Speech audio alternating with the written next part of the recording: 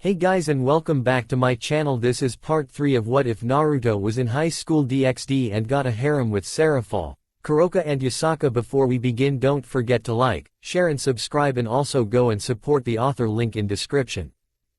Unknown location. You can see a dark room. It was more of an office than anything else. If you could call it that. It had a desk, a few shelves and only one chair. The one in front of that desk, and on that chair was the figure of a man.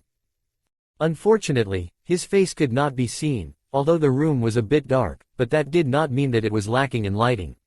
Somehow everything was arranged in such a way that you would not notice who was sitting there.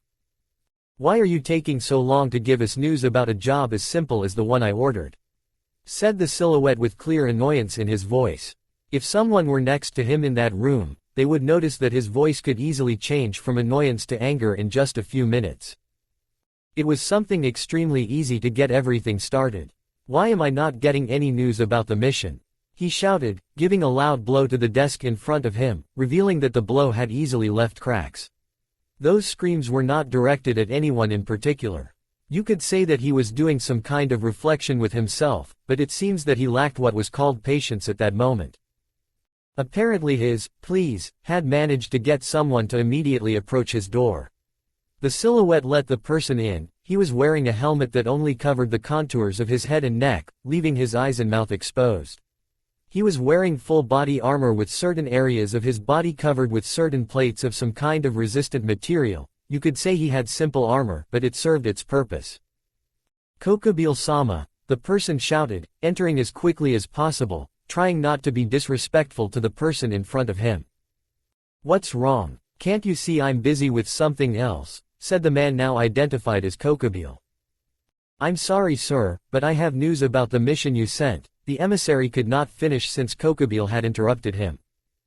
"What are you waiting for? Say it now." It seems that peace was with him at that moment.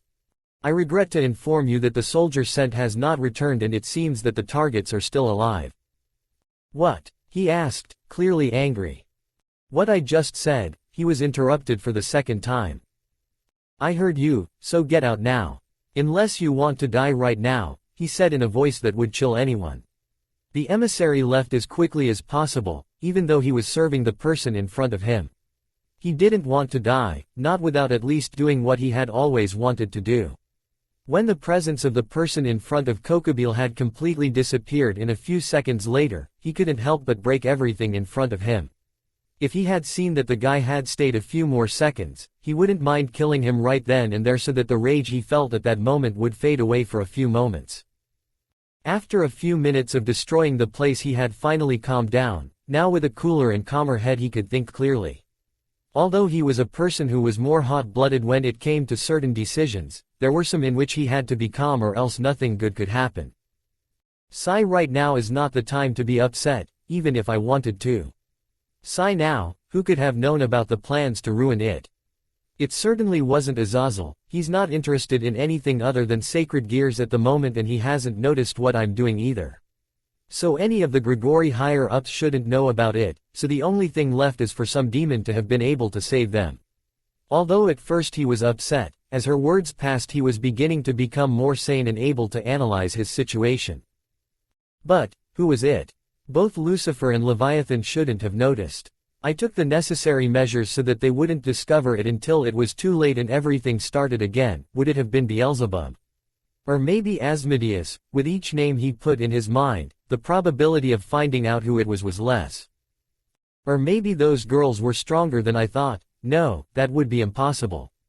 According to the information I got, none of them should have any knowledge advanced enough to be able to kill a fallen angel, so I must be forgetting someone in this problem.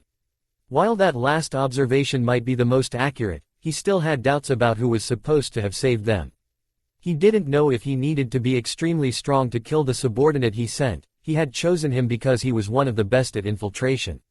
And he was strong enough to fight a mid-class devil, if only he had more data or some clue as to who it could be. I guess this delays my plans, not for long, but still. It'll take a while before everything goes back to normal, although it wouldn't be a bad idea to attack the demons already.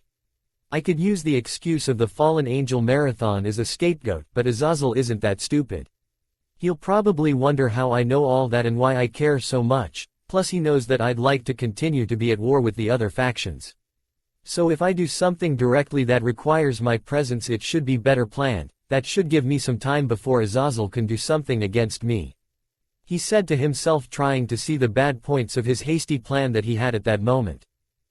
He might be a war-hungry man, but he was no idiot when it came to thinking things through. If he did something now, he would be the one to suffer. Even if a war could be started in the future with what he did, it was very likely that he would be killed before he could even appear in that war. Grunt, looks like I'll have to wait this time, though, maybe it's not too late to do something. He said thoughtfully. No, it's a bad idea. It won't do me any good. Why couldn't the original plan work from the beginning? He exclaimed with his little patience destroyed again. It took him a moment, but he was able to calm down again for a moment and think things over again. Right now it's impossible for me to do anything. But it doesn't mean that I can't look for information about who could have prevented the plans I had. That's all I can do at the moment. He finished with some regret. Although, he couldn't do anything and he knew that consciously. It didn't take away his helplessness of not being able to go to war again and kill the angels alongside the demons. In the underworld. With Naruto. Why do I have to do that? Even though it's hard for me to admit it, those eyes will be very helpful in the future. I have no answer as to why you should do that. But, if you want to stay alive after leaving this place, it would be best to have them at least in the first phase. Do you understand what I'm trying to tell you? That may be true, but I don't think it's necessary right now. I mean, I'm training other things and I don't think I'll have time to do that. So the blonde couldn't finish speaking because the Biju interrupted him. You can use the clones for everything that doesn't have to be physical, so you can start by unlocking the one-blade Sharingan. Although, I don't know if you'll get the one-blade Sharingan or you could move on to it mature. If you had been born with that, I could make an approximation of the power you could get. Anyway, you don't lose anything by doing it. So, why not try it? Kurama tried his best to get Naruto to agree to get the Sharingan. Even if it bothered him that he had it, he didn't like those eyes. But, he couldn't deny the power he could get if he activated them. That's true, I had forgotten. Maybe this is the only way Naruto managed to learn Genjutsu, he thought to himself. Okay, I guess I could try, but how can I revive those memories? I can do that, it will take me a few minutes so you can relax before I come back. Okay, I'll need to do that. The memories of those times aren't very good after all. Naruto stopped talking to Kurama and came back to his senses. The blonde was still undecided, he knew that he had to go through certain things to get those eyes. But, he didn't quite know what had to happen. After all, he never paid attention to Sasuke's eyes, he once thought that he would look great if he had them in Konoha. But, they were just simple thoughts when he was still a genin. Now he didn't know if he really wanted those eyes. He let out a sigh and decided to accept even if it wasn't exactly what he wanted. If he saw it from another perspective, this would help him stop being so dependent on Kurama's power, although he could also become dependent on the Sharingan. In itself, the power that he was supposed to unlock was very strong. Power only brings problems. But, I can't do anything if I don't have power. And much less if no one supports me. It was the reflection he had reached. Okay, come on Kurama. We have to unlock the Sharingan, he shouted with conviction in his head. Okay, but there's something I have to say. I don't think I'll be able to be by your side when you go through those memories, after all it's about reliving them and at that time we couldn't talk. So you'll be alone while you go through that. I'm sorry Naruto, said the Biju with clear guilt in his voice. Okay, I guess it's just a small hurdle before I can unlock the Sharingan. Nothing in this life is easy, right? So I'll have to work hard to be able to do it. Well, I recommend you get into the position you wanted to enter Sage mode. It would look weird standing there doing nothing, so if they see you meditating it could go unnoticed. Oh, that's right. Good idea Kurama. The blonde followed what the Biju told him, left his conversation for a moment and got into position. Now it was just time to wait for Kurama to do something. And now what do I do? Just wait a moment, I don't know when you'll be able to relive your memories but it will be any moment. Naruto nodded and simply waited. It didn't take long, as within about 2 minutes he felt his body acting strange and his head spinning. That should be an indicator of what was about to happen. Memories of Naruto. Naruto woke up in a room that was very identifiable to him. It was his apartment. The third one had been given to him. Now he no longer had to live on the streets and hope that he wouldn't be attacked when he tried to sleep. The blonde stood up and cleaned himself up as best he could. He didn't have many things in his apartment. Rather, there was almost nothing. But, even with that, Naruto was happy to have at least a place. His stomach began to growl. He simply had to hold back his desire to eat. One of the problems he had was that no one wanted to sell him anything, and if they did, it was very expensive or rotten, so he had no choice but to try to get food from the dumpsters. That was the only place where no one would say anything to him, although he would never have believed it in the garbage dumpsters. He often found things in good condition. Maybe it was that someone unknown to him was taking pity on his condition and helped him with that, but he dismissed it halfway. No one wanted him in this town. "I hope I can get some food," he whispered. Hoping that he could eat that day. He hadn't been able to go out the last few days because it had been his birthday.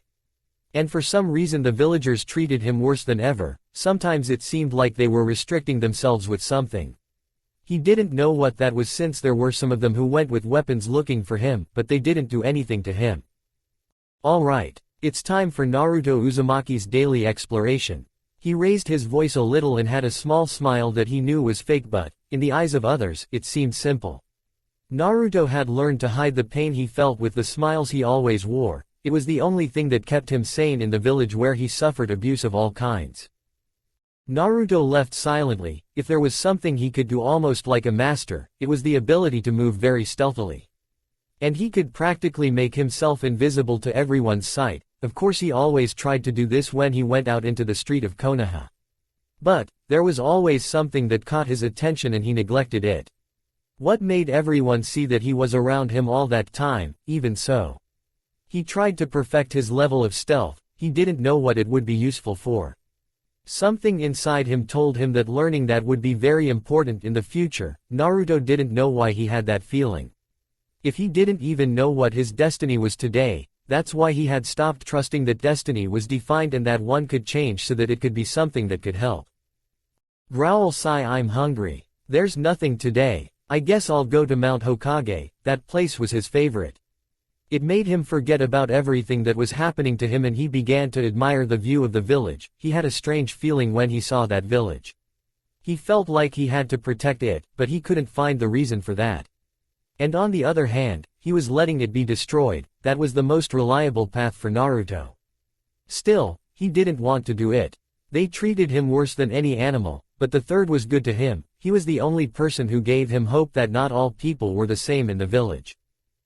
Growl sorry, there's no food this time either, he said, looking and rubbing his stomach. He was very hungry. He could get some fish. But, that would take time. And it seemed like it wanted to rain. The best thing was for him to return to his home, to at least continue living one more day. Naruto headed home, this time deciding to go somewhere else. It gave him a good feeling to go that way. He felt like he could discover something new. And so it was. He smelled a scent that attracted him like never before in his life. He followed the scent he could smell and managed to see a ramen stand. It was the only thing open on the entire street. It's weird. Well, maybe they're closed because of the rain. That was Naruto's thought when he noticed the above. He approached the stall and poked his head out. He could see a man dressed in white and wearing a hat. He didn't know what he was wearing. It seemed like he was the only one at that stall. And Naruto was the only person who had approached the place. Without Naruto realizing it, the man had turned around. He didn't notice Naruto at first. But, it didn't last long, since after a few seconds he could see him. Naruto got scared and thought they were going to kick him out of the place like they always did, so he ran away. Before he could leave the place, he heard the voice of the person inside. Wait, the man shouted. Naruto stood for a moment, not knowing whether to trust him or not.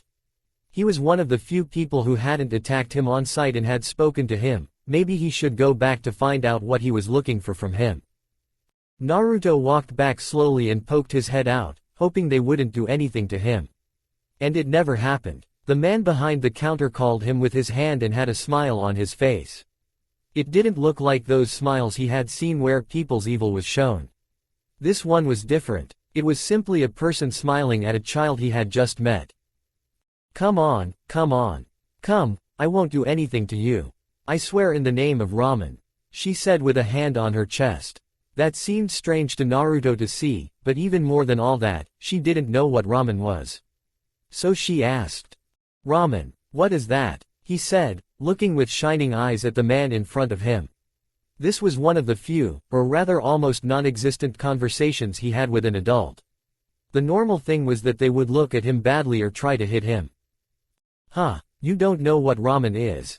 The blonde shook his head in denial. Then I guess it wouldn't be bad if you tried some so you know what it is. Don't you want to? Naruto shook his head again, but his stomach betrayed him and growled loudly. This brought a small smile to the lord in front of him. Relax, this time it's the house. Sit there, I'll bring you a ramen and you'll see what it is. Saying that, he turned around and began to prepare the ramen. Meanwhile, Naruto sat on one of the chairs that were in the place. He had never sat on something like that and he didn't know what he was sitting on. He just shrugged his shoulders. The man didn't seem like a bad person. So he could trust him, and he was the only person who was giving him a plate of food just for him. In all the time he's been alive, no one had cooked for him out of pleasure and he'd only gotten food from orphanages, but they always gave it to him with a bad face. However, now they were giving it to him with joy and dedication so that he could try something he'd never eaten. That stuck in his heart. He may have found another person who didn't see him as a demon and simply saw him as a child who was on the streets trying to survive. Alright, I'm done, come on, try it. It might just be the best thing you'll ever taste in your entire life. He exclaimed with a smile on his face. Naruto nodded and proceeded to eat. He had no words for it. It was the best thing he had ever tasted in his life, as the man said. Naruto was almost in tears. But somehow he was able to hold it in, and decided to speak. You're right, this is the best dish in the world, he said with a sincere smile and with a few drops in the corners of his eyes that threatened to turn into tears. See, it's like I said. Well, now that you're calm, I guess I can introduce myself. My name is Tuki. I'm a ramen chef, as you might have guessed, he said with great pride as he said he was a ramen chef. So, what's your name? My name is Naruto. Uzumaki Naruto. Thank you for the bowl of ramen, Tuki Jiji. He spoke to her with a sincere smile that came out rarely. Hee, I'm not that old, you know. Well, it doesn't matter, it's nice to meet you, Naruto. And tell me, what were you doing in the rain? Well, I was looking for some food and the smell of ramen drew me here, she said sincerely. In the short time she knew Tuki, she felt like she could trust him. Oh, so that was it. Well, I guess it doesn't matter if I do this. Tell me, Naruto, wouldn't you like to eat here? That question failed to make Naruto understand what Tuki was implying. Was the only thing the blonde man could say.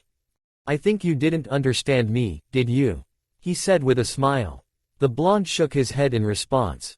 Well, it's simple, I'll put it to you another way. Wouldn't you like to eat for free here? Why would I do that? Well, it's simple. I'm just helping a kid who doesn't seem to have anyone to help him. Isn't that something normal that anyone could do? He answered as if it were the most obvious thing to him. If Naruto had been holding back his tears before, now he was about to cry like never before. No one had ever worried about Naruto like that, not even the third.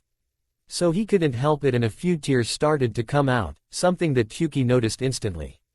He brought his hand to his head and shook it a little, speaking again. Okay, I'll take that as a yes. You're not alone, Naruto, she said with a smile and a warm voice. Naruto just nodded and shed a few tears. This was possibly the best day he could have in his entire life. Out of memories. Serafall was calm, although that didn't stop her from being disappointed with herself. After all, she had failed her sister. She had promised to accompany her a month ago, since even though it seemed like she was free on a typical day, she was always doing something as a Mao. So she had managed to get a day off just this day so she could spend it with her sister. It was something they had both been waiting for, but she ruined everything. The positive side of all this was that her sister wasn't upset with her, only that could make her not feel bad at all. I guess I owe Naruto thanks, if it weren't for him maybe I and Sona-chan would be really upset with me, she said thoughtfully. Where is he right now? I think I'll check if he's in his room. With a defined route she went in search of the blonde, somehow. She felt that she could trust him, and she had already done several things so that she could do so. She thought that they could be friends or good friends, that also made her happy. She had few friends. More than anything they were limited to the four Mao, they were the only ones who were not false when talking to her. All the other demons came to talk to her with clear intentions of looking for something, she always noticed that. But, with Naruto it was different. She realized that from the first time she saw him, when they stared into each other's eyes. She was getting lost in those eyes that managed to hypnotize her. She didn't know what he had that with a look he could do that. But, she could simply look at him like that and she couldn't get tired. Serafall reacted to her thoughts. She was blushing. She doesn't even know how she came to think of that. She was thinking about one thing and out of nowhere she was already thinking something else. Enough, come on Serafall, we have to find Naruto, she said to herself. She reached the room where Naruto was staying and knocked. Naruto, could you open it? She only heard the sound of something moving quickly along with the sound of something falling. Are you okay? What are those sounds? She didn't get an answer at that moment and heard more noises again. I'm going in, I don't know what's going on in there, so sorry for the inconvenience, she said in a determined voice. If someone heard sounds when you knocked on a room's door instead of the person's voice, you should be alert to whatever is inside. Wait, Naruto shouted, appearing in front of her. Huh, what's wrong? Because you're a little agitated, she asked when she saw him like that. Well, you see, I'm not the boss. And I'm like this because I was doing something that required concentration, and when you knocked on the door you distracted me and I ended up colliding with several objects. The clone said sincerely. Oh, I see, so where is Naruto? I think I should be outside, I don't know exactly, he just said to look at some things while he was doing something else. Yeah, that's what he said. The clone spoke a little nervously. I guess so. Thanks. I'll go get Naruto. I'm sorry I did anything wrong, so I apologize for that. He gave a small bow in apology and left in search of Naruto, leaving the clone behind. Since he didn't know exactly where the blonde could be, he could use that feeling the clone had and decided to go to the garden. Serafall arrived at the garden in a few minutes and could see the blonde in the distance. He was near the trees that would take him to the forest. He was just sitting. She didn't know what that was for, but the clone was doing something important when she arrived. Maybe Naruto was doing it too, so she decided to approach slowly and without making much noise. She didn't want to distract him from whatever he was doing. She stood in front of him and stared at him. He seemed very calm. Almost as if he was enjoying being in peace. She didn't know what he was doing, so she decided to accompany Naruto in what he was doing and sat down just like him, staring at him. I think this could apply to being a stalker. It's good that no one else is watching. If it were, I think it would look really weird, she thought a little nervously. From an aside, it could be said that Serafall was stalking Naruto by staring at him while he was sitting, but she supposed that wouldn't be the case. If she were a stalker, she would watch him from somewhere where he couldn't see her, and since she was in front of him, the term stalker didn't work at that moment. They could call her an observer and little else. Right now she was interested in what the blonde was doing. Although he was simply sitting, she believed it was more than that. That there was something hidden in what he was doing. She wanted to find out what it was.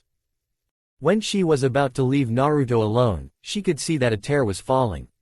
That alarmed the Mao a little. Until now she hadn't seen Naruto cry, and she didn't know what was going on either. So the only thing she could think of was to give the blonde a hug. She put her head on the blonde's shoulder and hugged him a little tightly. She didn't know what else to do. She didn't know the reason for the tear and much less what was happening right now. The most logical thing that came to her mind was to give him a hug. People can feel better if you gave them a hug. She hoped this was the case.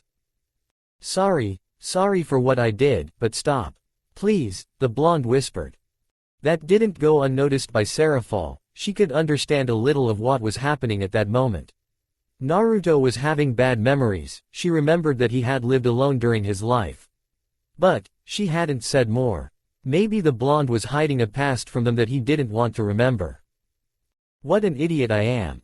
I wanted to know about his past, but it seems that it hurts him just to remember it, Serafall thought to herself.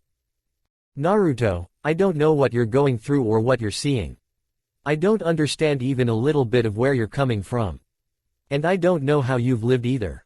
But, you can count on me, she said while hugging the blonde tighter. She didn't know if her words reached him or not, as after a few minutes the tears stopped falling.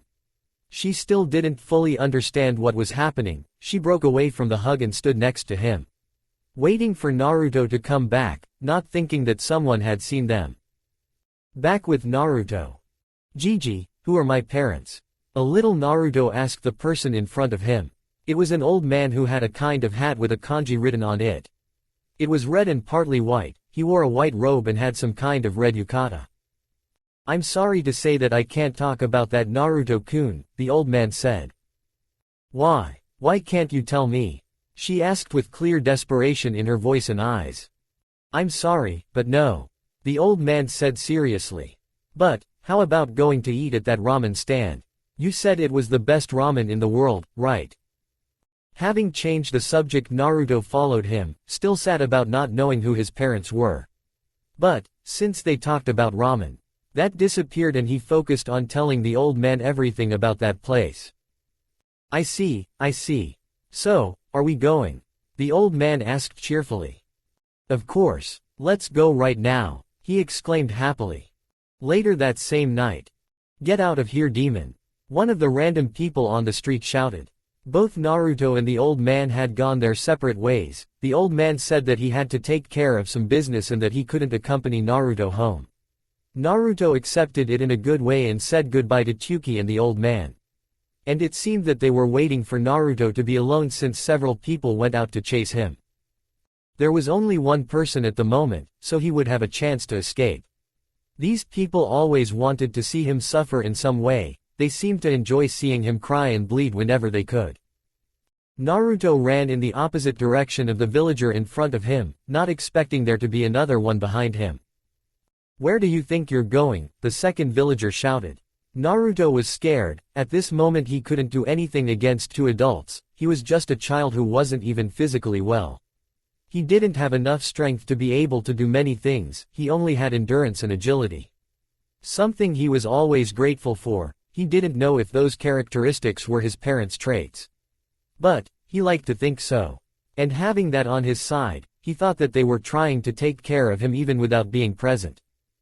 Naruto was lucky enough to dodge the villager in front of him and managed to run as fast as his legs could carry him. It wasn't much, but he was almost as fast as a 12-year-old boy. However, the people were adults. And they were faster than him. He could only last a few minutes running. Since one of the villagers caught him while he was turning a corner, he covered his mouth and took Naruto with him. We finally caught you, demon. Now, why don't you join us for a moment? He said with clear malice. Naruto was desperate. He wanted to escape, but he couldn't. He didn't have enough strength to escape from someone who was already much stronger than him. He simply resigned himself. He couldn't do anything and no one would come to help him. This had happened to him many times before, so he would simply have to endure the torture they did to him. The only good thing is that he regenerates from the wounds inflicted on him, because if he didn't, his body would probably be permanently scarred. The villager had arrived at the meeting place where they were waiting to be able to do whatever they wanted with Naruto. For them, he was the demon that had destroyed everything. And since he was manifested in the form of a child, they thought it was their right to be able to manifest all their frustrations on the child they now had in front of them. Oh, what's wrong? Are you scared? A random villager asked ironically. Naruto didn't respond to anything. He just stood still. He knew that if he said something, it was very likely that something much worse would happen to him. So you're not going to answer, huh? Well, never mind anyway. Now we can get even with you for everything you've done. We'll finish what the fourth one started, said another random villager who was caught up in the whole mob. No villager stood still. They all went for Naruto. Some had a knife, others a rake. They also had some sticks with a few nails on the end of them. There were endless homemade weapons, all in order to kill the demon that was under their feet. Naruto could not bear the pain and ended up screaming. That made the villagers hit him harder. They wanted to see how he suffered and they liked it a lot. No one would leave there until everyone was satisfied of having hit the demon. Sorry, excuse me for what I did, but stop. Please, that was the only thought that was going through his head. He just wanted them to stop and leave him alone. He didn't want to hurt anyone, he just wanted to live in peace. Still, no one stopped and the small hopes that someone would come to rescue him faded with each second that passed in that place, something he called hell. Naruto. That was what he heard, that voice sounded familiar to him. He didn't remember who it was, but he felt like it was a friend. If only he could remember that person's name. I don't know what you're going through or what you're seeing. The voice spoke again. What am I going through? I'm going through hell in life, he answered. I don't understand even a little bit of where you come from. And I don't know how you've lived either. The voice didn't stop talking, that helped him stay sane at that moment. I don't think you can understand what's happening to me either. Not even I know, he answered again. But you can count on me. Those last words stayed in his head. He had never heard those words in his short life, not even from Chuki or his Gigi. They were words that he hoped to hear one day, that someone would support him no matter what. That they would trust him, and he would show everyone that their trust would not be wasted. I hope I can count on you, was the last thing he said before he could see that he was disappearing. Now he didn't know where he was going, but he didn't feel like it was something bad. Naruto, was what he heard when he saw that he was in some kind of forest. That place seemed familiar to him, he had seen it somewhere. Naruto, react at once. That scream made Naruto regain consciousness, he was lost until a few moments ago. But, upon hearing that voice he couldn't help but rejoice. Kurama, was the first thing he said. Seeing the Biju in front of him he ran with all his strength, and did something that a Biju could never have expected. Giving him a hug, if it could be said that way since he could only wrap his front leg around it, that baffled Kurama. He never expected that, although he was Naruto's friend, someone giving him a hug was something he never expected and he didn't feel it until recently either. His father had never done it with him and none of his brothers, feeling that sensation was strange to him. Hey, let me go. Kurama exclaimed. No, just one more moment, the blonde said with a voice that threatened to break. That made Kurama stay still, he had seen him cry or close to that state many times. But, this time it felt different. As if he wanted to support him at that moment, like an older brother would do to his younger brother. The Biju shook his head a little, he considered Naruto as almost a brother. But, having those thoughts were very strange to him. So he would prefer that he get away from him for a moment. Yaki, I won't say it again. Stop clinging to my arm. Naruto listened to Kurama this time and walked away from him slowly with his eyes closed, he had a small smile. The Biju wondered why he was smiling so he asked him. Why are you smiling? Naruto cleared his throat and spoke. That's it, because I think I got it. Kurama stared at Naruto waiting for him to show him if he really got it or if it was just a joke. The blonde could be a joker when situations needed to be serious, it had already happened so he prepared himself for anything. Are you serious? Then it wouldn't be a problem to show it, right? You're right, I just wanted to add more suspense. But, since I can't see my eyes, could you tell me what level it is? Sure, there's no problem with that, just open your eyes and let's see what level your Sharingan is at. Naruto nodded and slowly opened his eyes, he felt like he might have done it since his eyes were burning, although he had never used any Dujutsu and didn't know much about them either, maybe that's how it felt to activate the Sharingan for the first time. As he was slowly opening them he could see that somehow everything looked in a different tone. I think this is the Sharingan. Now what level is it at? He asked himself. He opened his eyes completely and could see Kurama. He was just waiting for him to say something and he didn't wait long since he spoke almost instantly. Wow, that's not bad at all. I guess having them like that is the best thing you can have right now. You know, if you were still a child and had been born into the Uchiha clan they could call you a prodigy, the Biju said with complete sincerity. Huh, why do you say that, Kurama? He asked curiously. Well, it's simple, you have a Sharingan with 2 blades in each eye. If you had it when you were a child everyone could have proclaimed you as a prodigy that was born every so often. I don't know what dates it is supposed to say, but I think you can understand. Now, you have to deactivate it. You can't use it yet, you're in the company of someone, so it's best to be careful. Naruto nodded and tried to deactivate the Sharingan. The problem now was that he didn't know how to do it. So he gave Kurama a fixed look and spoke to him. You know I don't know how to do that, right? I've never had any experience in any dujutsu. How do you expect me to be able to do what you told me? That's true, I had forgotten. If I remember correctly, I think all you had to do was stop sending chakra to your eyes. Simple, right? Kurama said with the utmost calm. Sigh, well, if you say so, I'll try to do that. It took him a moment, but he was able to do it. Now all his vision was back to how it was before. It felt strange to use the Sharingan, surely he would get used to it over time. And since he had it right now, he didn't have to rush to use it all the time. He had to learn other things before getting completely into knowing the Sharingan. Well, I think I've done a lot for today. I could use a little rest. See you tomorrow, Kurama. The blonde didn't let the Biju speak, but it didn't matter. He also believed that he deserved at least a little rest. Reliving those memories was not an easy thing. He was probably mentally exhausted, and it would be normal for him to feel tired in the next few days. But, that's the price of having power. No power was achieved in a simple way. Out of Naruto's subconscious. Naruto returned to the real world and could see that he was out of the position he should be in. He was near the trees, but with the position he used to enter the Senjutsu. However, now he was lying on the trunk of a tree and felt a weight on his shoulder. That's strange to him, so he turned his gaze and could see Serafall. It seemed that she was asleep. He didn't know why she had her head resting on his shoulder, but he didn't give it any importance. It's not like anything else was happening other than that she fell asleep next to him. At that moment he lacked the willpower to be able to lift her up.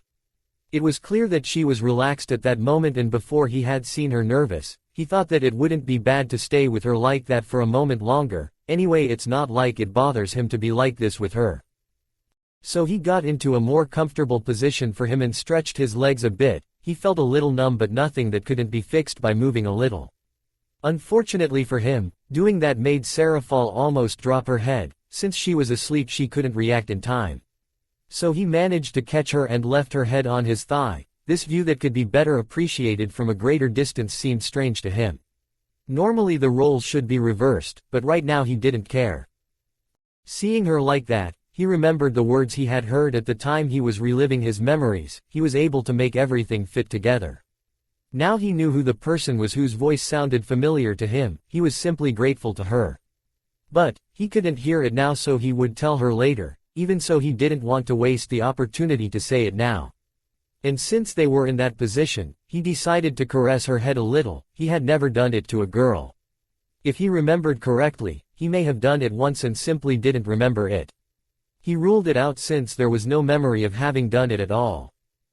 Leaving that aside, he continued with what he had in mind, and caressed the Mao's head. At first touch he felt that her hair was soft, it felt nice. So he continued doing it while saying, "Thank you," with a tone of voice that denoted affection and appreciation. Something he had never done until now. It felt strange to continue discovering things that he had not even known in his world. Time passed and he decided it was time to stop, no matter how comfortable he felt at the moment. He wanted to be alone for the rest of the day. He didn't feel like talking to anyone else if he continued like this for much longer. He stopped petting Serafall's head and gave her a small tap on the forehead with his finger, trying to get her to get up, or so he hoped. He didn't know if doing so would work. He waited a short moment and the mouse seemed to be getting up. "Yanha, where am I?" she said, a little sleepy. "Well, that's easy to answer," Naruto replied. "Oh, is that you, Naruto?" he asked without leaving the previous symptom. "Yes, it's me. Now that you're up, could you please stand up? Being like this is already making my legs numb." "What do you mean, be like this?" "If I was sitting," she couldn't finish because she realized what the blonde was referring to. She was lying on Naruto's legs. "What? When did I end up here?" She didn't know how she ended up there. She remembered putting Naruto next to a tree after seeing that sitting like she was before was uncomfortable. If she felt that way, the blonde could possibly feel it too. So she placed him there and sat next to him waiting for him to come back to his senses. She didn't expect that she would end up asleep and even less expected to be lying on his legs. "Are you okay? You look a little pale," a worried Naruto asked. It's nothing," she answered looking away. Turning her head completely. "Can I know how I ended up like this?" she asked while still lying down. "Oh, that. Let's say I caught you at the right moment and you ended up like this." "Yeah, that's what happened," said a confident Naruto. "So this is all your fault, huh?" The blonde didn't say anything and the Mao took it as a yes. "Then as punishment you'll have to let me stay like this for 15 more minutes, the blonde wanted to object, but she spoke first. "And there are no complaints about that," she said in a bossy voice. "As long as you say, 'Great Mao,' this person will take care of the punishment applied," Naruto said jokingly. "Well, that's good to hear, and while we're at it, could you pet my head?" she said a little nervously. "You don't have to if you don't want to." "It's okay, no problem." Naruto had already done it before when she was asleep, so there shouldn't be any difference in doing it now. Serafall blushed slightly. She didn't expect Naruto to accept, but it seemed that was the case in the end. She remembered when she did this with her father, those were many years ago. She liked it every time her father did that, she felt relaxed. And that's what she was missing right now, and since Naruto was recreating the moment, why not take advantage of it? When Naruto started she felt calm, it was just like what happened with her father. Only there was a small variation that she couldn't explain. Right now she wasn't in the mood to think about something and decided to enjoy the moment. She moved her head taking Naruto a little by surprise, however he continued to caress her head. She had her eyes closed when she turned around and slowly opened them to meet the eyes of the blonde who also looked into her eyes. She couldn't explain exactly what she felt at that moment. But what she could best express was comfort. 15 minutes passed and Naruto stopped. Serafall had stayed with her eyes closed. She was close to falling asleep again, but when she felt Naruto stop she opened her eyes and understood that time was up. She felt a little disappointed knowing that she had to get up. She didn't want to do it. She preferred to stay like this for much longer, but Naruto couldn't seem to do it. So she sighed to herself and separated herself. Sitting down, Naruto stood up first and held out his hand to her. She accepted his help and stood up. "Well, it was nice. But I feel like resting. See you tomorrow, Serafall," Naruto said. He didn't want to sound rude or anything, but right now he didn't feel like he could talk to someone. If he could talk like that, it must be something subconscious that told him that he shouldn't treat someone who helped him badly. "Okay, I hope you rest. I'll see you tomorrow, Naruto," he finished with a smile. Right now he felt incredibly good. If the blonde said he wanted to rest, he should respect what he wanted. He couldn't have everything he wanted all the time. Naruto nodded and walked away slowly, not that he wanted to. He just felt like he didn't have much energy right now. It was very noticeable that Serafall had spoken to him again. "Don't you want help? I think I'll take that offer. I don't think I'll be able to move normally right now." No matter how exhausted he felt, if he was about to receive help, he had to be nice to the person offering it to him. The Mao approached and held Naruto a little by putting one of her arms on his shoulder, making the blonde lean a little on her. And so they went to Naruto's room. Serafall opened the door and saw the clone from before. The clone, upon hearing the sound of the door opening, looked up and could see his boss tired. He didn't know what happened to him, so he gave Serafall a look who indicated with her eyes that he should help her. He nodded and approached them. The Mao released the blonde when she saw that the clone had him. "Now then, see you tomorrow," he finished with a smile. Sure, was all the blonde man lying on the bed said, raising his hand with his thumb up. The Mao closed the door, letting Naruto rest, and then closed it and walked away a bit. A magic circle appeared in her ear. Someone was trying to talk to her. So she waited for someone's voice to be heard. "Serafall," said the voice he easily recognized. "Oh, it was you, Searzex-chan. Is something wrong?" "Yes, I need you to come to my office, this is urgent," he said seriously. "Sure, I'll be there in a moment," he replied in a serious voice. Sigh. "Well, since I told them, now we just have to wait." How would they have found out about Naruto, if no one but Serafall and I knew about him? That was what Searsex was wondering. Somehow the council had found out about the blonde. It was assumed that no one but them knew that he was in the underworld. This is strange, I can't figure out how they could find out about him. He's supposed to have not moved from Serafall's house during the time he was here. Although their discovery of his existence could be solved in some way. Anyway, they wanted to see Naruto in person, and that was what tormented him the most. At first glance he could pass as a demon, but if someone decided to try to sense something from him, it wouldn't be possible. Not even he can do it completely, he only manages to sense something extremely light that could pass as if it were anything. The elder demons might take him as an enemy. He whispered. They might think he's some infiltrator. This could get out of hand if we don't do something soon. And worse still, they somehow know about the fallen angel too. They might try to connect everything and Naruto would end up very badly. What should he do? Lucifer couldn't stop tormenting himself. Although he barely knew him, he wasn't a bad person and he had rescued his little sister. That was something he possibly couldn't repay, so he would do everything he could to help him at least to the extent of his abilities. And if all that failed he still had a plan that was his last hope, he just hoped he wouldn't have to use it. While it could save him from several things, he didn't think Naruto would accept that in any way. Please Serafall, hurry up, he said between whispers of supplication. Searsex-sama, a woman's voice said. Oh, is something wrong Graphia? Searsex-sama, Ria-sama is looking for him. Oh, let her in, I always have time for Ria-tan. Although Graphia was against Searsex having distractions in his work as a Mao, seeing him so stressed she thought that this time she should let him relax for a moment. She preferred that he do it in her office than to run away and disappear for the whole day, something that happened several times and that occurred frequently these last few days. Graphia went to the door and opened it. It wasn't long before she saw a small red blur running towards him in front of her. It seems that Ria-sama is faster than usual for some reason. No, I think I already know how this could end. He thought shrewdly. Oni-sama. Is something wrong Rias-chan? He asked with a smile. When can I go see Naruto-kun? I told him I would be back and I still haven't come back, she said with teary eyes. Those eyes, no Rias-chan. If he keeps going like that, I might not be able to deny anything, the Mao thought desperately. Wyd do you want to come back so soon Rias-chan? He said, trying not to look directly into her eyes. If he looked at her for a few more seconds, he might fall. Oni-sama, didn't you hear the reason I gave? She asked him with a few small drops of tears threatening to fall from the edges of her eyes. No, I heard you perfectly. Yes, do you want me to take you now? He answered, unable to hold back any longer. After all, he was a Brokon of the highest possible level.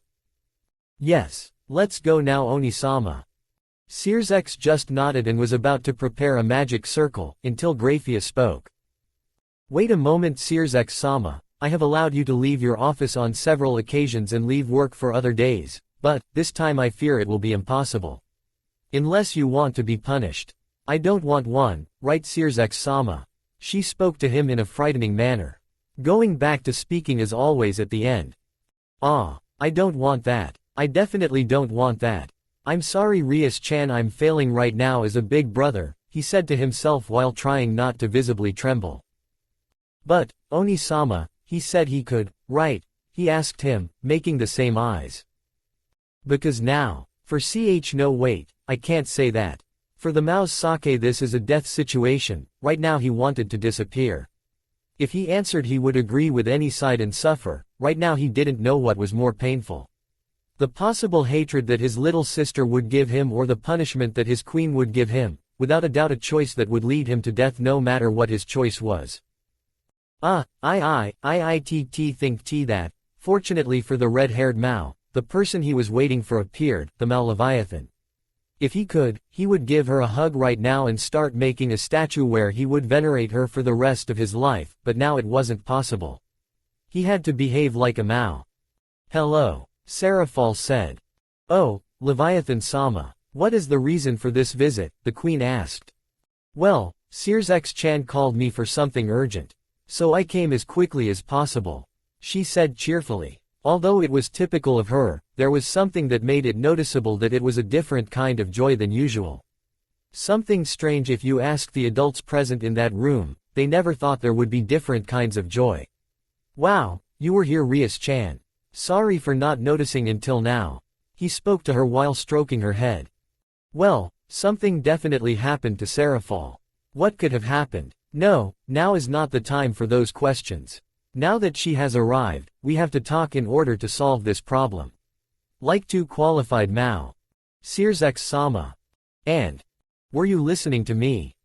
Excuse me, can you repeat what you said, Graphia? I was asking you about why you called Leviathan-sama. I didn't know anything about that. Could you explain it? Oh, that's true. I never told you. Well, the topic I wanted to talk about was. He couldn't continue talking as he remembered that Rias was in the room. Excuse me, Rias-chan, could you leave the room? This topic is a bit delicate. Why should I? I'm not leaving until you take me, she said with a pout. Excuse me, Rias-sama, but this is something that possibly shouldn't be delayed if it's necessary from another Mao. Please go outside the room and wait for this to end, okay? Rias didn't want to hear any of that, she just wanted to visit Naruto. But, right now they didn't want her to go. She had tried to go with her brother to take her, but it seemed that again no one wanted to take her. So she just sat there and wouldn't move from the spot until they promised to take her. Why don't you wait with me outside, Rias-sama? That way, she won't have to wait alone, and Searsex-sama will inform me of what happened, right? The Mao nodded fervently. That's not the point, she whispered in a way that they couldn't hear her. I guess I'll do that. But, you have to take me to Naruto. If not, I won't get out of this room. Sure, no problem, Rias-chan, Searsex said. Graphia just stared at Mao for a second, her gaze making him cringe. The look he just received wasn't anything good, so now he would have to wait for the consequences of having spoken. Alright, let's go, he said forcefully to Graphia. While he tried to drag her with all his strength out of the room, a somewhat comical situation if it weren't for the fact that the look on his queen's face hadn't changed at all, or rather it was worse. Searsex resigned himself. He knew that this time something could happen to him that would make death seem like a gift. If he could pray he would, too bad he was a demon. When Rias and Graphia left, it was the Mao Leviathan who spoke. So, why did you call me Searsex-chan? Okay, this will take a moment. Please have a seat. 30 minutes later. What? It's a joke, right? Tell me what a joke is. He shouted desperately. Unfortunately, that's not the case. Everything I told you is true. I already told you that for 15 minutes. Still, how is that possible? Serafall, I don't know either. I was in the same boat as you when I found out about this, that's why I called you so quickly. I don't know what to do to get Naruto out of this without having to resort to something a little extreme, she said in a dejected manner. Ah, that's even worse. Now what do I do? What will happen to Naruto, and if they declare him as an enemy, just because of the fallen angels, then it could be a big problem. Why did this have to happen now?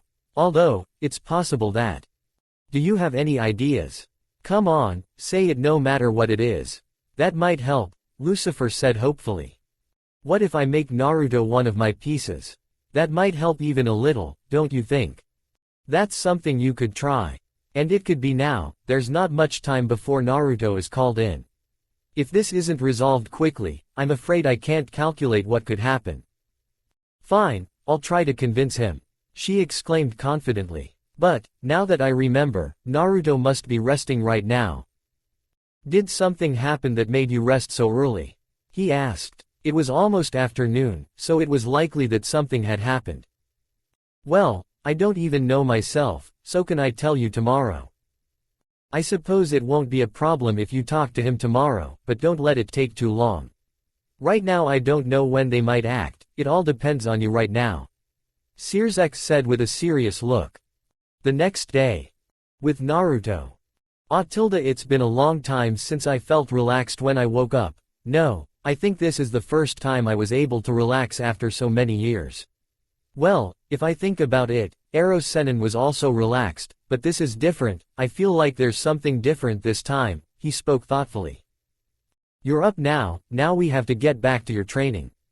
I was being too soft and that's a bad thing, no enemy will be soft on you, you know that. So hurry up and get ready, this day is going to be very long for you. Kurama told him, he was somehow more serious than usual.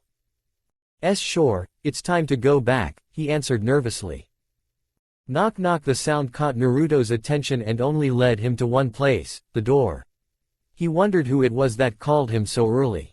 Yes. It's good that you're awake, Naruto. A voice that was easy for the blonde to identify shouted. Wait, if he's saying that, does that mean it's later than I thought? Kurama, you don't know what time it is, do you? Do you think I'm a clock? Obviously I don't know, he replied angrily. Naruto, there is something I have to tell you and it is important. Can I come in? The Mao told him from the other side. Sure, come in, no problem, he replied almost immediately. Serafall quickly opened the door and closed it at the same speed, so much so that it alarmed Naruto, who was getting up from his bed. Is something wrong? You're in a hurry? Naruto asked. However, the Mao didn't let him speak anymore as she approached him extremely quickly, grabbed his shoulders and brought her face closer to him. Okay, what's wrong? The blonde said. He felt like Serafall was acting strange, and doing that raised a few points in his thoughts.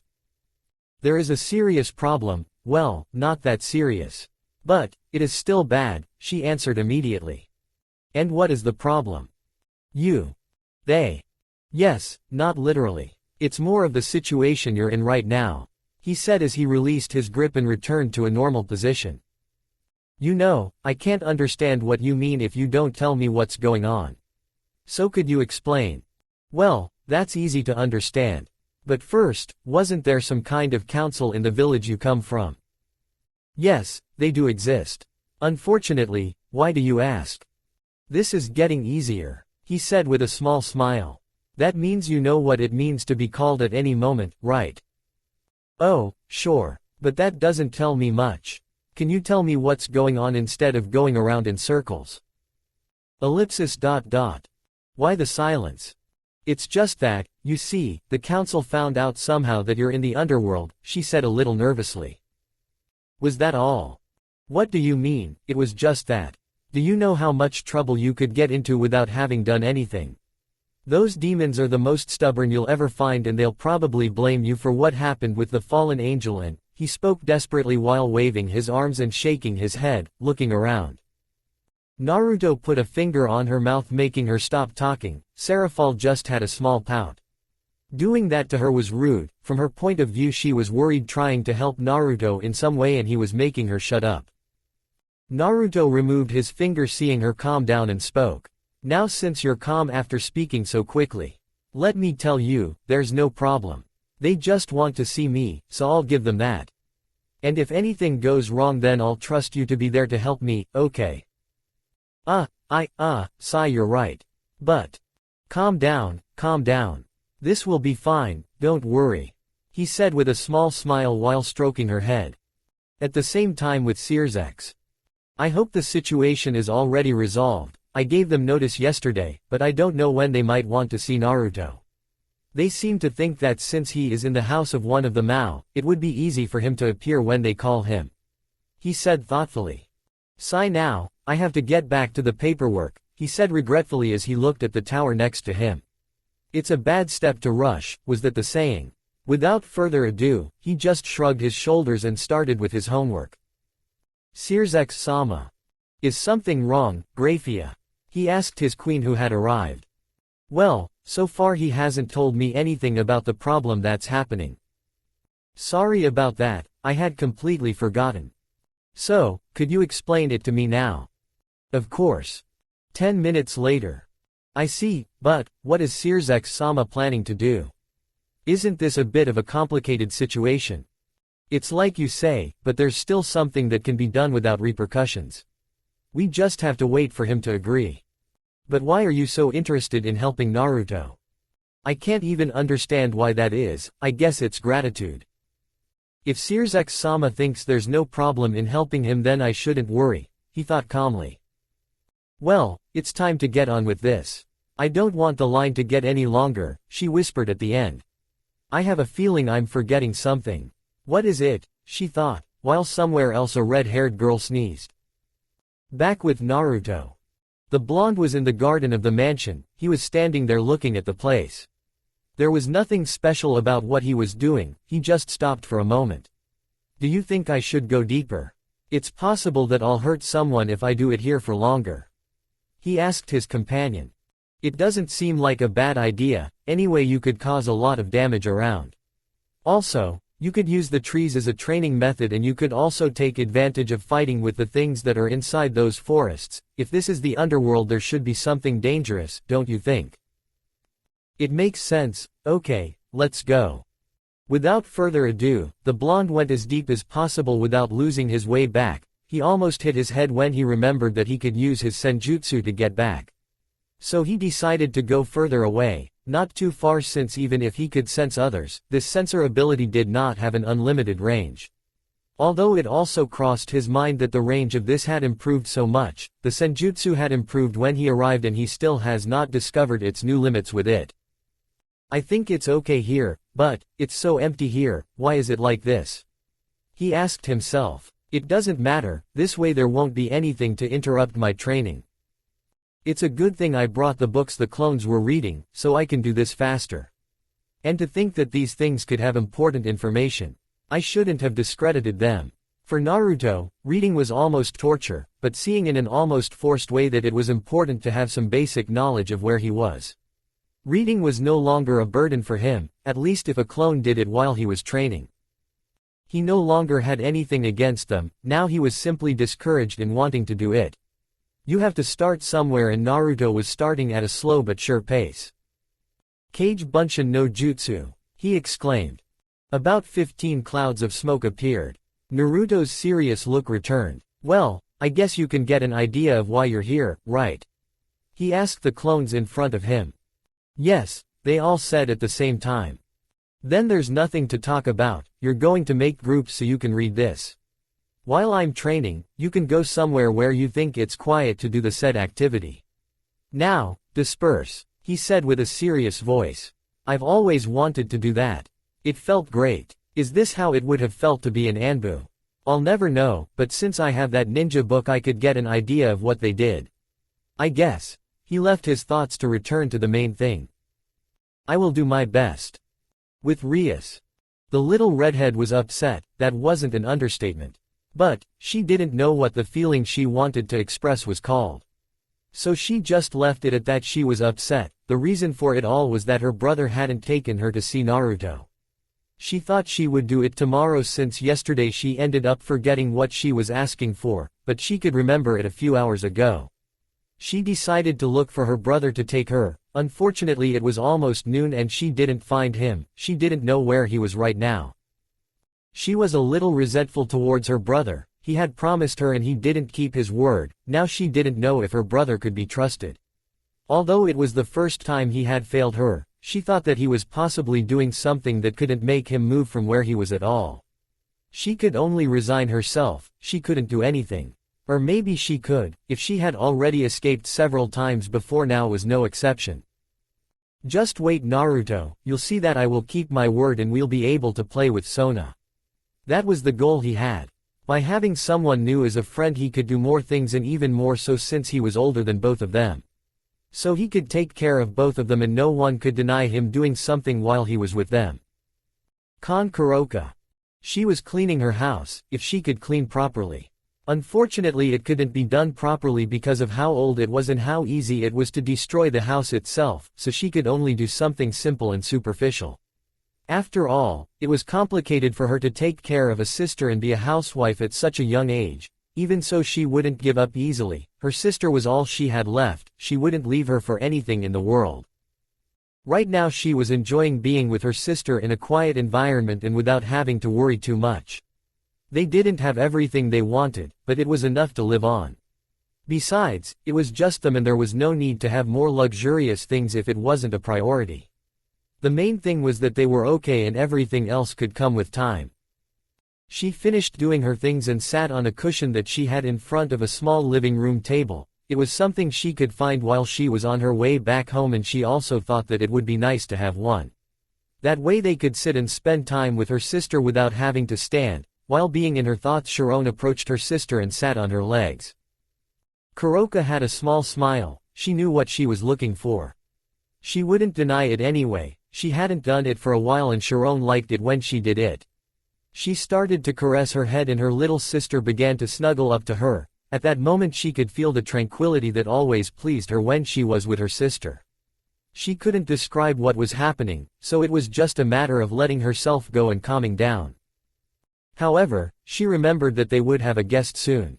The time Naruto said has passed, he might come later nya. She said thoughtfully, while continuing to caress Sharon's head. Ne-sama tilde, she said a little sleepily. Is something wrong Sharon-chan? What are we going to eat today tilde? He asked in the same tone and raised his head a little, revealing his eyes with little stars in them. I think, that, I don't know, she said lowering her head. A little disappointed since she didn't know what she should do, they could surely eat that day. She had worked in a small restaurant as a cleaner, it wasn't a big pay. But, it served to be calm. But, I'm hungry tilde, he said while grabbing his stomach. Sigh now what do I do? Oh, I have an idea, he thought. I think I have the solution for this. Wait a moment Sharon-chan, I will fix this soon tilde nya. She replied with a smile. With Naruto. A few hours had already passed in his training, right now he was trying to improve the chakra control he used. Finding out that with just a small portion he could make some simple jutsus strong, he didn't want to know what would happen if he did some higher rank jutsu. It might be something he couldn't control for the moment. Damn, this is complicated, wasn't I supposed to be able to do all these things already? If you're looking for an answer in me, I'm sorry to say that I have what you're looking for. Anyway, look on the bright side of this. And what would that be? Relearn the basics, since you didn't have a decent education at the beginning. Now I can make you do that, although the only bad thing about all this is that I won't be able to know what your limit could be. And even less on what power scale you are right now, it's somehow difficult to put any range now. It doesn't matter, the ranks don't matter to me right now. So don't worry, if in the end you still don't manage to know to what extent I can get stronger. I don't think it's something very serious, there are powerful things here like that dragon. If I can keep up a fight with it I might have a very high level. But, for that I think there are still many things to do. You're right, there's no need to rush things. Now we just have to focus on one thing. So come on, put more effort into this. What do you think I was doing if it's not that? When I can do this well, there will be no problems in doing what I have left with the subject of ninjutsu. Without a doubt, being able to control his chakra was complicated, although he never had good control, it was not disastrous like the one he seemed to have right now. Still, he never did more than simple jutsus that did not require doing some kind of elemental manipulation except for some jutsus, but that was something else. He had managed to use the wind, but it took him a while to do it. And at that moment he had an acceptable control, well not that much, but it was something. Enough to be able to do another type of Rasengan. A few more hours passed and Naruto had already stopped using chakra control for the moment, he felt that he had improved a little. Still it wasn't enough, it was very possible that if he did some strong jutsu his power would triple or more. So he restricted himself from using jutsus until he solved his problem, he had no need to use them anyway. Now that I think about it, if I can't control my chakra, how could I use senjutsu? Excellent question, however I think you already know my answer. Yes, I don't know the answer to that, it's hard to discover new things that don't make much sense together, right? No, that's where you're wrong. He might have an idea of how you can use it without having a chakra balance. While you needed to have a balance with physical and spiritual energy, now that you've literally been rebuilt with the old man's jutsu that could have altered something. Or there are simply some aspects that he decided to change in order to help you, it's not like it would be very complicated for him to do that. Besides, I would be rather I am the new Jubi here there are certain things that make things possible. However, you are not some kind of omnipotent being that can do everything you want, and it seems that you know that very clearly. Unless we resynchronize your chakra with mine, but I don't know what could happen if we do that. Why do you say that? Is there any kind of problem in doing so? Yes, at the moment it is something impossible for you to do it, remember. Also, if you could do it, I don't think you could withstand so much power. Do you remember what happened to Madara when they brought Kagaya? The Biju asked. Naruto nodded. Unfortunately he couldn't match what his partner was saying. I remember that, but what does that have to do with it? When Black Zetsu attacked Madara he was able to form Kagaya by using all the chakra at once. It literally began to expand and formed Kagaya, only that wouldn't happen here. Instead. What's wrong with you not talking anymore?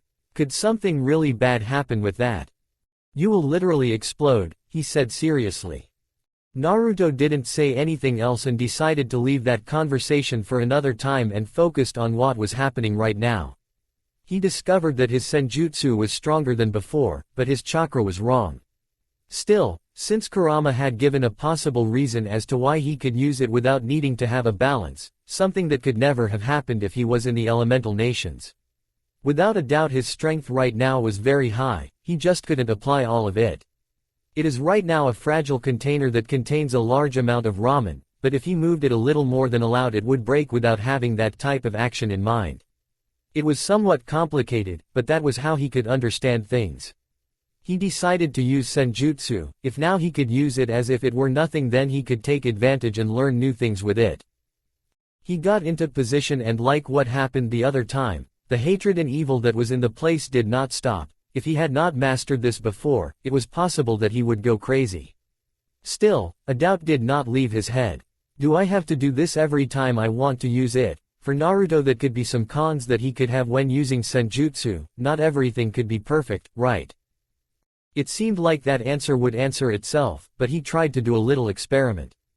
Being in the area where he activated the Senjutsu made him feel free of all that hatred. So he left the place until he reached a nearby area without leaving the range where he had purified the surroundings. He deactivated the Senjutsu and tried to use it again, and it seems that he got part of what he had in mind right. Now he only had to do the last part of his plan. He deactivated the Senjutsu again and tried to activate it again in the same place where everything was purified, and at that moment instead of feeling all that hatred as he had happened before.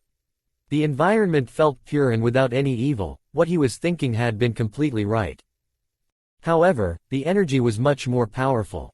So much so that if he didn't stop he could get deformed, and he didn't want that to happen. He didn't have the staff that Pa had when he saw his change. He stopped a few seconds later and touched his body trying to see if something had happened. He didn't want to have some toad deformity. Ah, there's nothing. That's a relief. Although I feel very strong now, this energy that I gathered here is somehow much stronger. What would happen if it hit something? After finishing speaking he saw the nearest tree which was growing a few leaves and seemed to have life again. He decided not to hit that tree. He looked again and saw the common trees that were dead. He nodded and raised his fist. He put one foot back and pushed his fist with all his strength. The tree came out furiously, taking all the trees that were in his sight. He could estimate about 2 kilometers. While there was a small wave that had damaged the nearby trees. It seems that my strength is extremely high right now, and it was just a simple punch. I wasn't using the Kawazu Kumite. If I used it against someone, how serious could the blow be? I can give an approximation of that. When you hit one of the pain you literally left him on the ground, so right now you might destroy all of a person's bones. And that's if it doesn't explode upon impact. That hit with all your strength is too much. So your normal hits must be at the level of your maximum strength when you were at war. You could literally kill many people with one hit. Kurama said thoughtfully. Then, who could I fight against? If I were to kill him with one blow, I don't think there's anyone who could withstand the blow I just dealt so easily. Who knows, maybe there is someone who takes that blow as if it were nothing. We know very little, so I wouldn't be surprised if someone thinks you are too weak to face you, he said seriously. Naruto was thoughtful. He knew that right now he had enough power to face all the enemies of his world easily to a certain extent. If he started fighting Kagaya, he didn't see himself capable of defeating her. She was very strong after all. She could lock him in some dimension that she could open and fight in some environment where he was disadvantaged. It would be very easy for her to beat him, and even more so if she didn't have the marks that had been given to both him and Sasuke. If they hadn't possessed that, it would be very possible that they would lose. They would have run out of chakra at some point and would have died if they could have done anything. He put his thoughts aside, he had no reason to think about it again, the time would come when he would really manage to get away from his home. But, it was not yet time, he just had to wait to find out when he could do it definitively. Now with all that out of his head, he had a small feeling. Why do I feel like I'm forgetting something? I remembered. Damn it, I had forgotten. I hope it's not too late to get there. Without further ado, Naruto returned to the mansion, leaving his clones behind since he completely forgot to undo them in his rush. With Serafall. In the end I couldn't tell him. Sigh, how could I accept so easily? It's unfair, and I had been worried about what was about to happen, and he only spoke a little and convinced me out of nowhere. If I remember correctly, humans say that demons could do something similar, but Naruto is not a demon. Well, it doesn't matter. I'll go see Sotan. The Mao went in search of her sister, putting on a smile as she did so.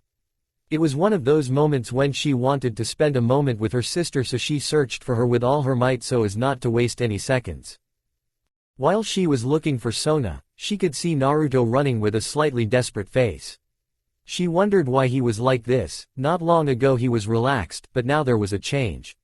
What is he doing? The Mao wondered. Should I follow him and find out what he will do, or go with Sotan and then tell him to follow me? It's a difficult decision. If only Sotan were here. Her prayers seemed to be heard, since while she was thinking about making a decision, her sister appeared and touched her hand to get her attention. Oni-sama, why are you standing in the middle of the entire hallway? She asked curiously. Oh, I'm glad I found you. Now there's only one thing left to do. Come on Sotan, follow me. Without waiting for any response, Serafall took her sister by the hand and led her with her. Where is Oni-sama taking me? Was what the little girl was wondering. With Naruto. The blonde had already finished showering and was changing, doing so at a considerable speed. He had remembered at the last minute that he had to talk to Kuroka all for saying that he was a yokai. He wanted to regret having said that, but he also didn't want to tell just anyone like that why he was a human. And on top of everything, he could use chakra. That would be bad right now and would draw attention. From what he remembers having read in the book about those yokai, only they could use chakra. It didn't say much about how they could use it, but it did say a few hypotheses about how it worked. He certainly couldn't confirm if it was close or not, since how chakra works with them can vary from him. Of course, not telling anyone that you could use chakra. That was something you did well, huh? He spoke to her mockingly. Hey, they weren't just anyone. They're the ones I can trust the most right now. If it weren't for that, I simply wouldn't tell them anything, he answered, a little annoyed. Naruto knew that he can't go around telling everything about him, and even less about what he was capable of doing, as if it were nothing. If they ever discover something, he would simply say some small things about the subject. Ninjas must use secrecy and stealth. Well, after all, they can't say anything that isn't necessary. At least that's what the book the clones read said. If it was close to how a ninja should be, only the sensei he had and almost every person in his world could know that. Since he never paid attention to the classes he had at the academy. Well, you have a point there. I guess they might not apply to this. Still, what are you going to talk about with that cat? Cat? Which cat? The person you are going to see now, I mean Gaki. Yeah, but why do you call her a cat? Don't you notice it? You can feel the presence of a cat in it. It's impossible for you not to notice it. Although knowing you, it's certain that you would never have noticed it. That's most likely, he said, mockingly at the end. Hey, never mind. It's not like I'm paranoid and will start feeling all the people I've seen in my life. Oh, I see what's happening. Fu tilde ah, Kurama never expected that from you tilde, he finished with a mockery. What are you talking about, Gaki? Nothing. Just one thing I'll keep in my head for a while. Nothing to worry about tilde, he said while trying not to laugh. Anyway, I'm running late. I guess, it doesn't matter, it won't take me long to get there. I hope she doesn't get mad for being a little late like Sakura did, he whispered with some fear. He didn't have any good memories when his pink-haired companion would get upset with him and start hitting him. If he had counted all the things he had put her through with his blows, it would definitely take him a long time to do so. Con Searsex. I'm done. He celebrated with great force. The Mao who had been tied to him writing to review those papers that seemed endless had finished, now he was free of all kinds of responsibility. At least until the next day, paperwork was something that would easily destroy a leader and he knew it. If only I could make clones. It was at that moment where he was jealous of the blonde's ability. If he could make those clones, the things he would do with them could become endless. Well done Searsex-sama, since you were able to finish and there is nothing else to check, you can have free time. The Mao was about to jump upon hearing that, his prison was about to end. However, and as soon as that joy came it went extremely quickly. However, he asked doubtfully. There's someone who had announced to see you, Graphia replied with a serious look. And who is Graphia? It's Beelzebub-sama, I had notified that I had something to talk to you Searsex-sama. I suppose it won't be long. Ajuka. But, I don't remember him needing anything from me to come. What are you planning, was what went through his head. He didn't get along badly with his coworker, however, for him, Ajuka Beelzebub, to appear to talk about something with someone was extremely rare. He almost never left his laboratory unless there were important matters or they had requested his presence for some event. Sigh then nothing can be done, can you make some tea while we wait for Ajuka to show up? His queen nodded as she stepped away for a moment, while Searsex was sitting back down on his chair. He felt strange, part of it was joy to see his friend again, but he felt like something didn't add up in all of this. As if there was something behind it all, it was infuriating. He took a small breath and simply stayed waiting. He hoped that his arrival didn't mean something bad. Kuroka. The Nekosho was a little nervous, no, it was possibly another word, but she didn't know what it would be. So she just left it as nervousness. There was no need to make things more complicated for her, it wasn't the time to do that. Although a few hours ago she knew what she was doing, when she started to see what she was supposed to do, well, you could say that it didn't make any sense. When Sharon had told her that she was hungry, she tried everything to make something new that she hadn't eaten and at the same time, a dish she tried once came to her mind. She didn't quite remember what it looked like and much less how it was made, and she had been guided by what her head remembered. Now she didn't have much time, since after all the blonde was also coming to visit. She was thankful that he hadn't arrived yet. Right now she was running around, not knowing what to do while her sister. Well, she was just lying on the cushion. It was rather large and she wasn't tall enough to be able to stand out from it, at least not if she curled up in place. If cuteness was a crime, Kuroka could go to jail right now for seeing so much of that. I didn't think that trying to do this would lead to a strange result. But what can you do, you just have to try what's here, she said while giving herself moral support from her thoughts. If the Nekosho had any prayers to not prove what she had done, then it was certain that they would have been heard. Since someone was knocking on her door. I suppose it's Naruto _NYA. No other people came to mind, besides it's not like anyone other than him knew where she lived. She approached the door and slowly opened it until only his eyes could be seen. To her delight, it was the blonde man who had a sincere smile. He looked like he was going to speak and then he closed the door. She was straightening out her disheveled clothes, after all they were a little dirty and out of place after using the kitchen. Naruto's paw. Moments before. Well, it took me less time than I expected, training pays off. Now, I hope you're not upset with me for being late. The blonde was close to her house, it was just a matter of walking at most about 5 minutes at a slow pace. And he decided to go at that pace, since it would be possible to see her a little upset, so he began to try to have some excuse to get rid of her anger a little. He never saw her upset, it's not like he had spent a lot of time with her anyway. When he got to the door, he knocked on it about 3 times, thinking that would be enough. And so it was, he could hear some footsteps that had stopped right in front of him, so he just had to wait for them to open it. It wasn't long before that happened. He could see Kuroka's eyes, they looked normal, no annoyance or anything. Or it was possible that she was hiding her annoyance, women were a mystery many times. She was about to start talking when the door was closed on her. I think she is upset, at least I didn't fly out because of a blow. Hey, Kuroka, could you open the door? Unanswered. Please, she said, putting her hands together. And yet she still had no answer, it seemed that she was upset with Naruto.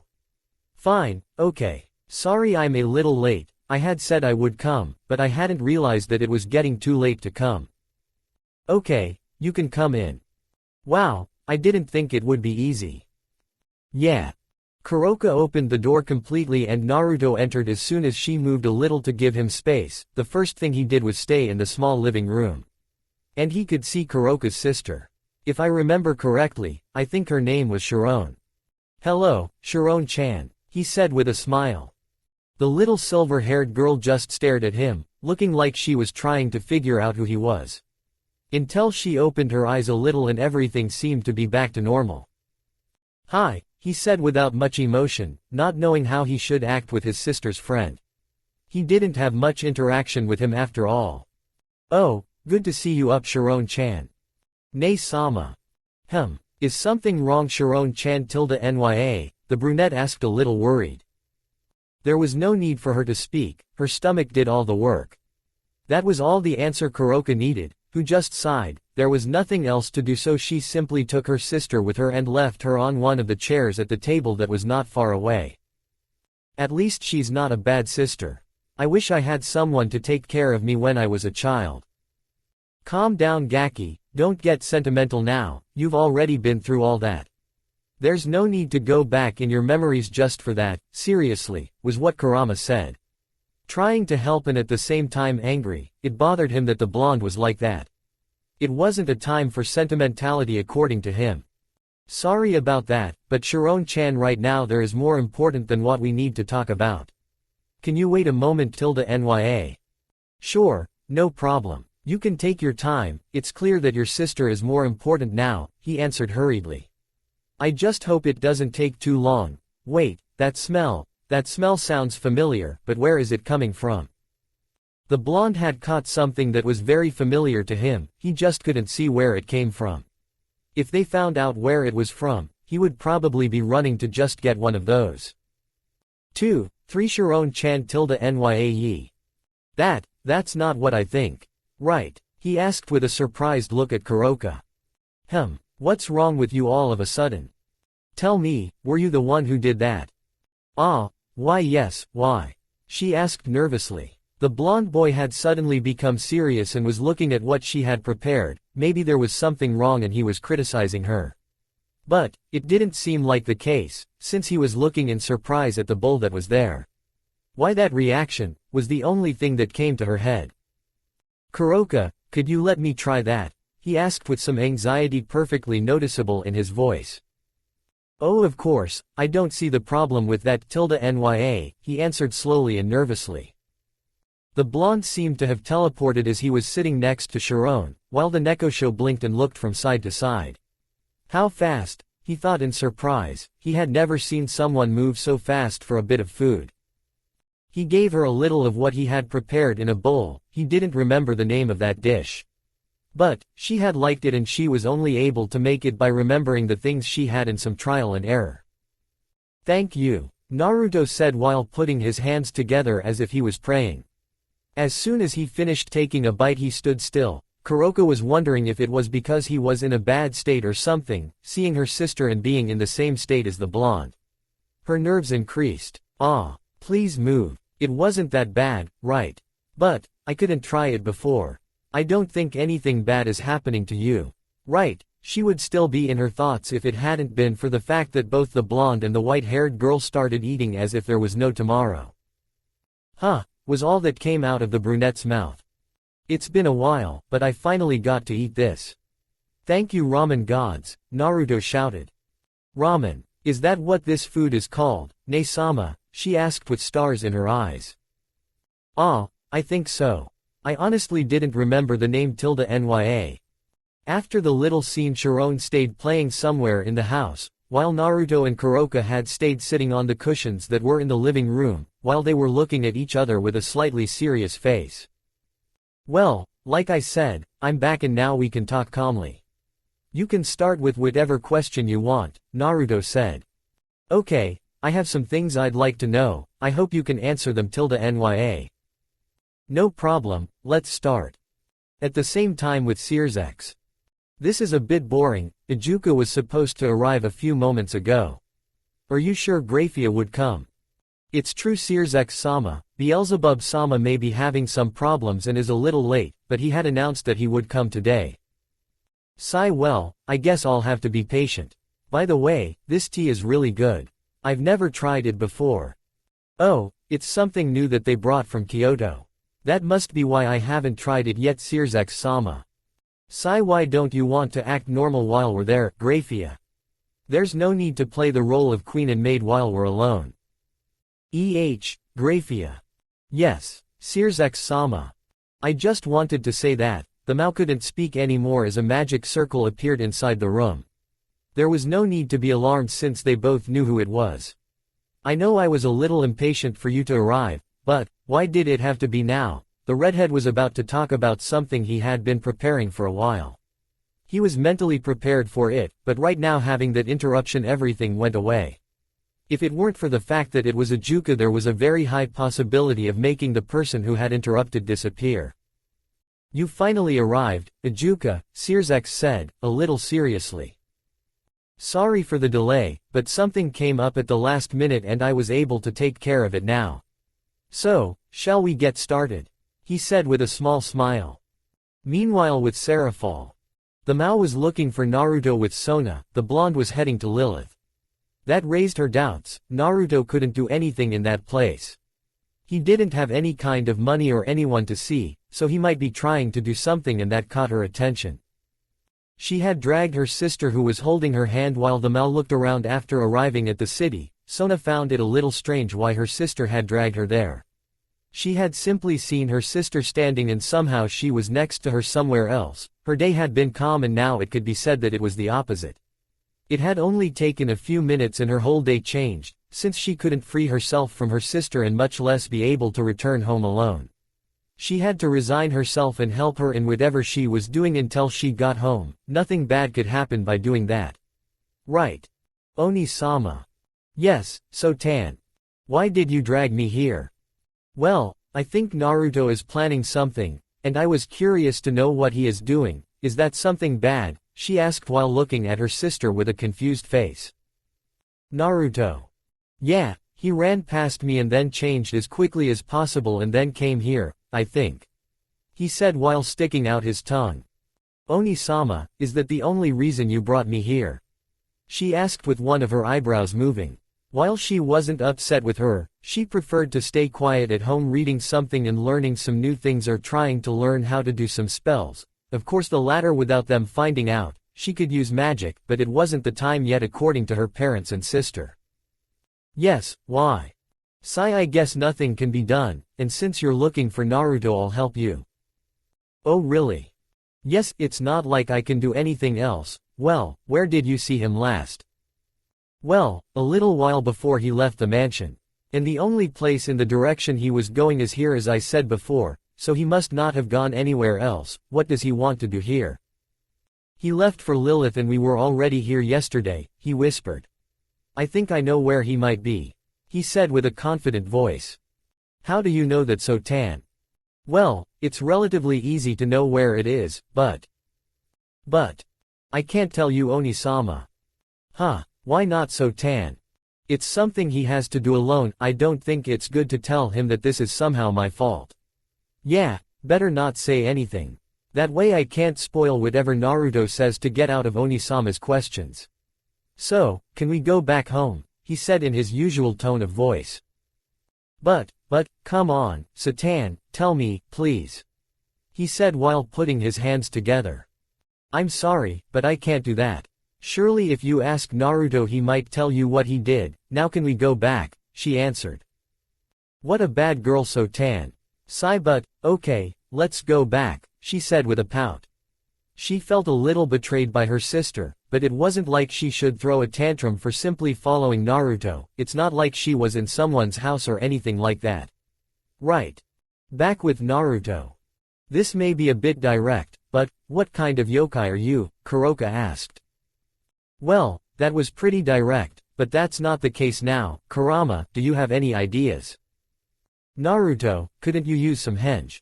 You could be a kitsune and have 9 tails plus kitsunes are cool, they are the pinnacle of the pod. Naruto cut their bond right there.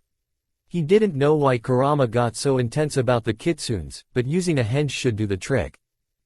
The henge should work right now. I don't think it's possible for him to admit that I used it. It was already difficult for us ninjas, I suppose I could do it easily. So, you want to know what kind of yokai I am? Well, I have nothing against that, but why are you so curious about that? Well, it's rare to encounter yokai in the underworld.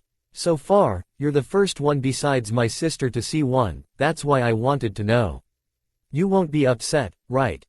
Why should I? I don't think there's anything wrong with that. The blonde made a hand sign and there was a light cloud of smoke. Kuroka looked at her expectantly. She had never seen that it would take that much to show what yokai she was. Could it be something of her own kind? She only knew about her own kind and not much more about other yokai, so that should be the most reasonable. When the smoke went away she could see 9 golden tails, which moved from one side to the other with a certain harmony. That left the Nekosho in shock. She never expected that the blonde in front of her was a kitsune and not less a 9-tailed one. There were supposed to be very few, or rather there was only one, according to her. But, seeing him right now, seeing that there was someone else who had those 9 tails. She didn't know if she was hallucinating or something because of the smoke from a moment ago, but she did know that this was something that would be very unreal for her. Well, does this answer your question? However, instead of hearing any answer, the place was silent. Seeing Kuroka's face, he could see that she had been in shock, and she seemed relatively strong. I don't think a kitsune is rare, right? Or maybe it is. It didn't say about the rarities of the yokai types in that book. Could it be that being a kitsune is very rare? I can't find another answer to your shock, was what the blonde thought. The blonde had the memories of the book he brought about yokai, but it only said some basic information and some types of it. However, it didn't say if they were strange to see or not. Among them were the kitsune. Unfortunately he didn't have much to know about them. It was as if it were incomplete. Kuroka, are you okay? He asked while moving his hand up and down in front of her face. She didn't seem to respond, and that was making Naruto a little desperate. Please react, this isn't funny, come on, he said while moving her a little. Without warning Kuroka fainted. Huh? Naruto didn't expect that and didn't know what to do. She fainted out of nowhere and he hadn't done anything. What am I supposed to do now? He thought desperately. Well, I didn't expect that either. Hey Gaki, take advantage of the fact that she's defenseless and… Hey, don't even think about saying that last thing, besides, he's younger than me. I mean, he doesn't look bigger than me, but that's not the point. Calm down, there's no need to get angry, it was just a small suggestion. Sigh okay, but what do I do now? I don't know how I can wake her up, I don't know if what I do will work on a yokai. There you have a point, I guess it will just be a matter of waiting, it's not like it took a long time, I don't think the shock he had was very strong. I guess you're right. Well, we have to wait and see if he gets up. At the same time with Searsex. I suppose you weren't expecting this visit, right Searsex? Mao Beelzebub asked. To be honest, no, I wasn't expecting it. You yourself know that it's very rare for you to leave your laboratory, so let me get to the point. What's this about? The redhead was serious. It didn't seem like this visit was going to be a good thing, at least that's what he felt. So, you want to know about this, huh? Well, there's no problem in making this a serious conversation. Since this was going to get like this sooner or later anyway. Come on, let's stop beating around the bush. What's wrong? He asked with a small smile, without taking away the seriousness of his voice. Okay, you must know about the fallen angel who infiltrated, right? And since Searsex couldn't possibly know if that angel's target was his sister, he nodded. Well, this doesn't have much to do with him, but we were able to find something based on him. Don't expect something like this, and it's best to be prepared. And you're trying to tell me that? Do you know the Chaos Brigade? Beelzebub asked seriously. Chaos Brigade? The Lucifer asked doubtfully. Yes, Chaos Brigade. We wouldn't have been able to notice anything about them if it weren't for the incident, so we have very little information about them, Mao Beelzebub said seriously. So what have they gotten? Also, what is this Chaos Brigade supposed to do?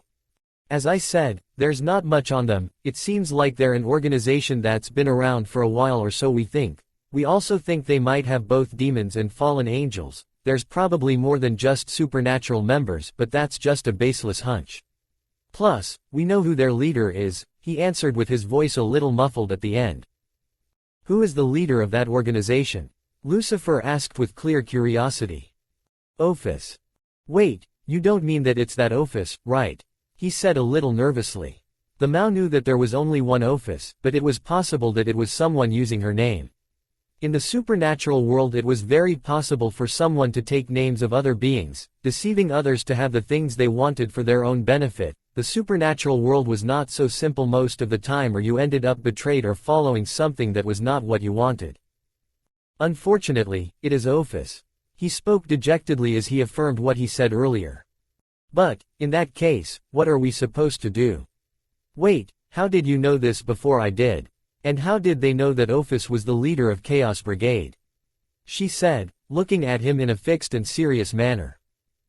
Well, that's an easy answer. After getting a report about a fallen angel, they asked me for help in trying to build something that could track if there were more of them around. At first I was confused by that request, but after a moment I managed to understand it.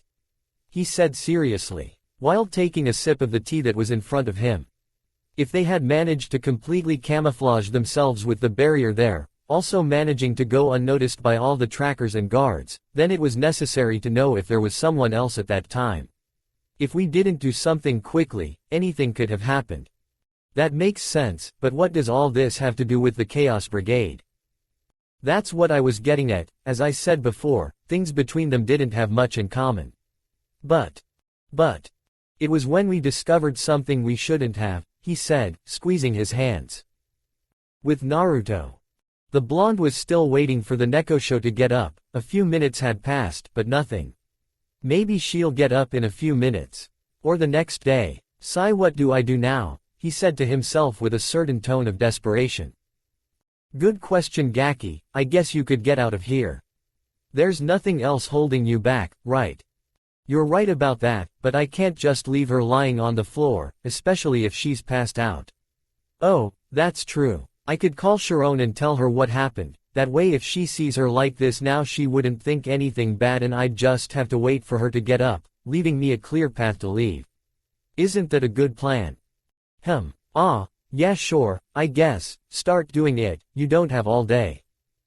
Of course. After the exchange of words, the blonde went in search of Sharon.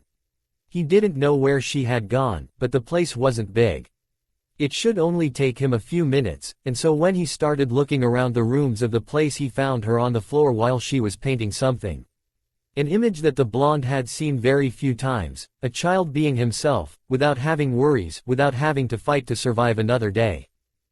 He was simply a perfectly normal child, not like most children who had to go through many adversities in their world, even if he didn't want to fully recognize it. This was not a place where a child could live peacefully, no matter how hard he tried, it seemed impossible.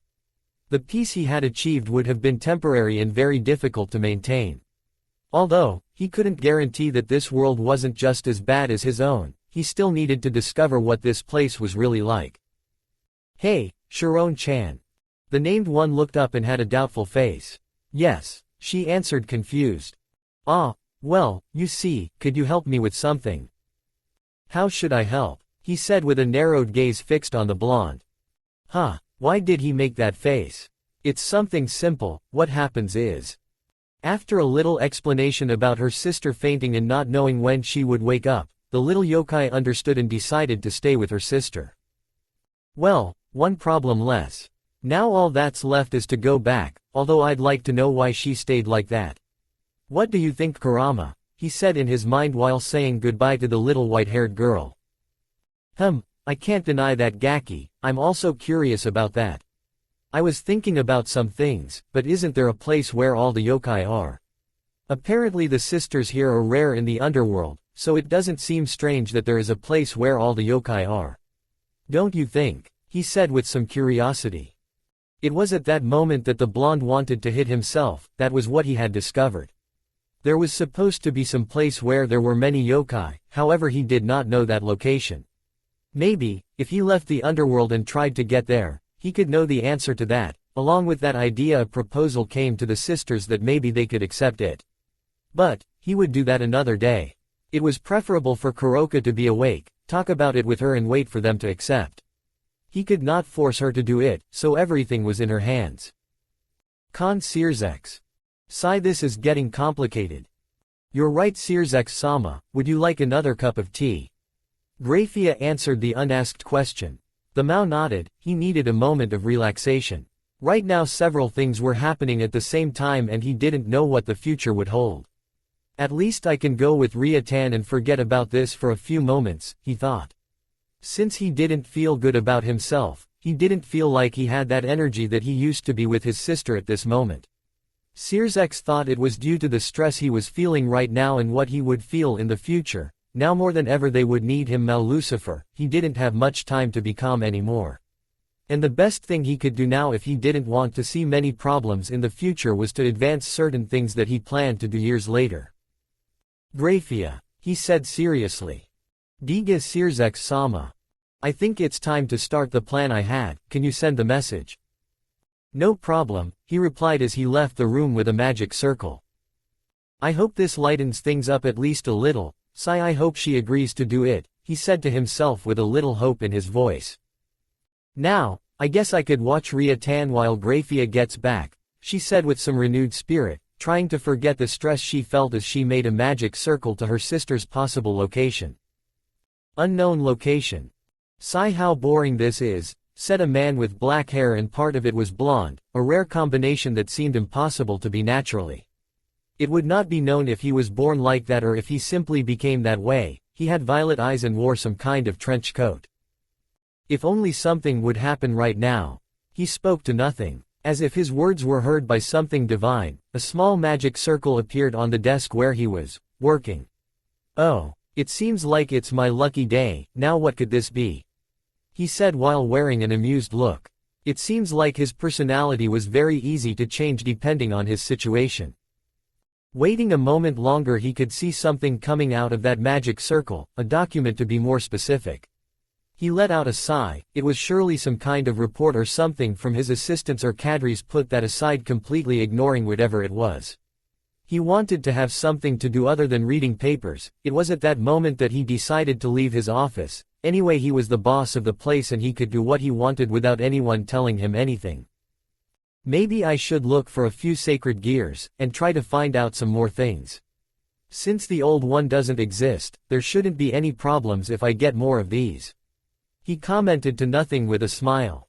He had a thing for sacred gears, he tried to know as much as he could about them. It's not like he had anything else to do anyway.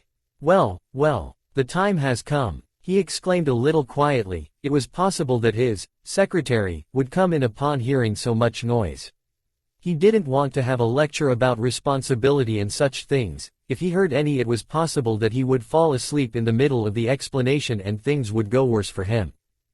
However, his plan didn't seem to want to go to letter. Since someone started knocking on his door, that was enough for him to try to escape from the place as soon as possible. He had already spent a lot of time there, and he wasn't going to let himself be imprisoned in that desk for a long time. They won't catch me alive, was his thought as he left there, teleporting aimlessly. He couldn't get lost and there weren't many people who wanted to face him just because. Something that left him free to travel everywhere. With Serafall.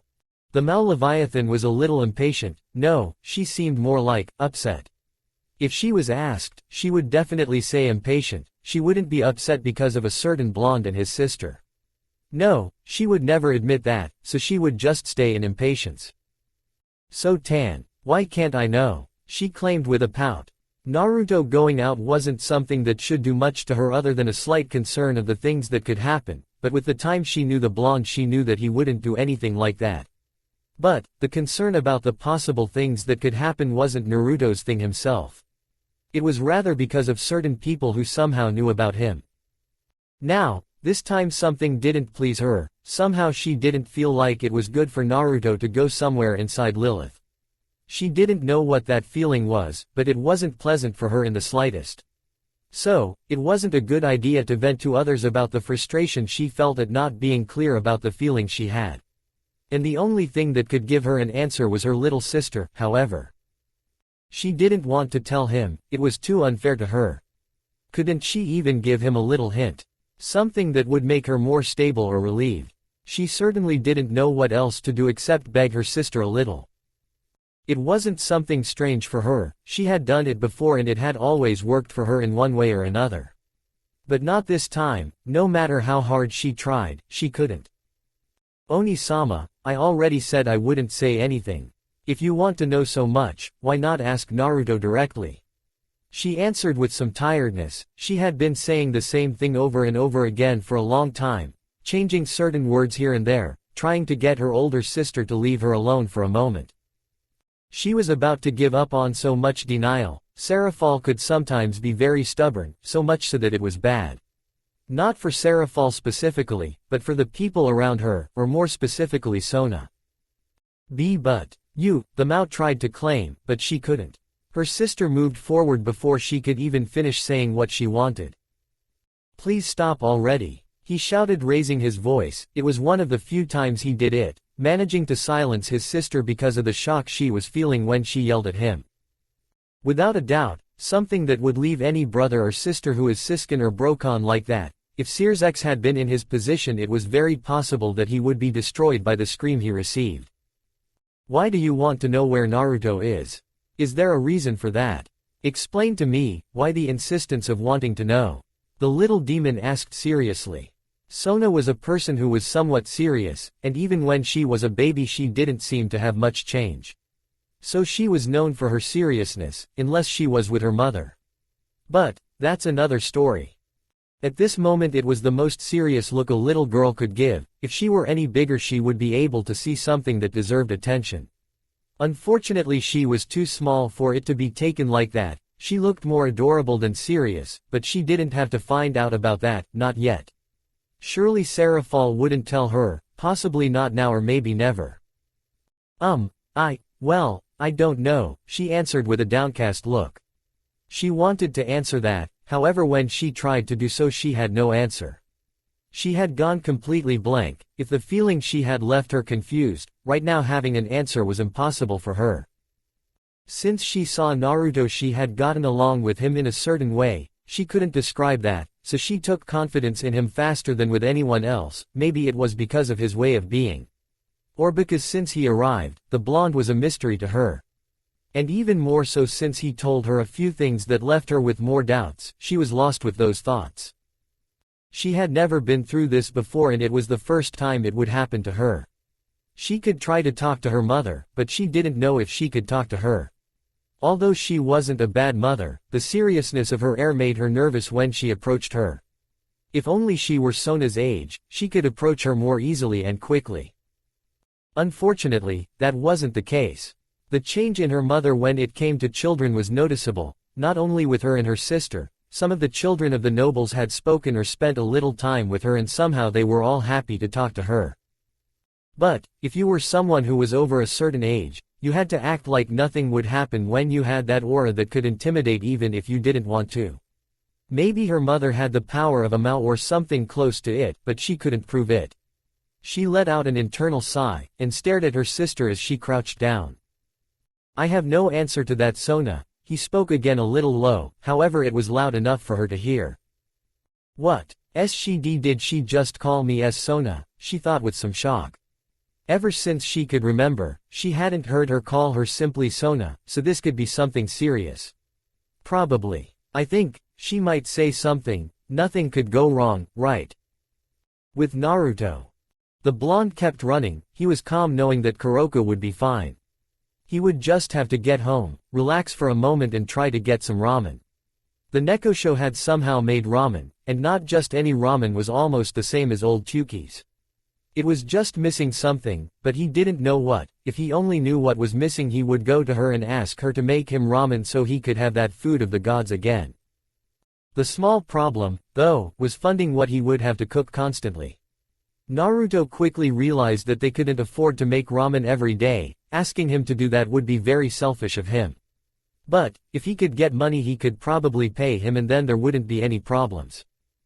Apparently he had a small self-mission which was to get funds to be able to eat ramen.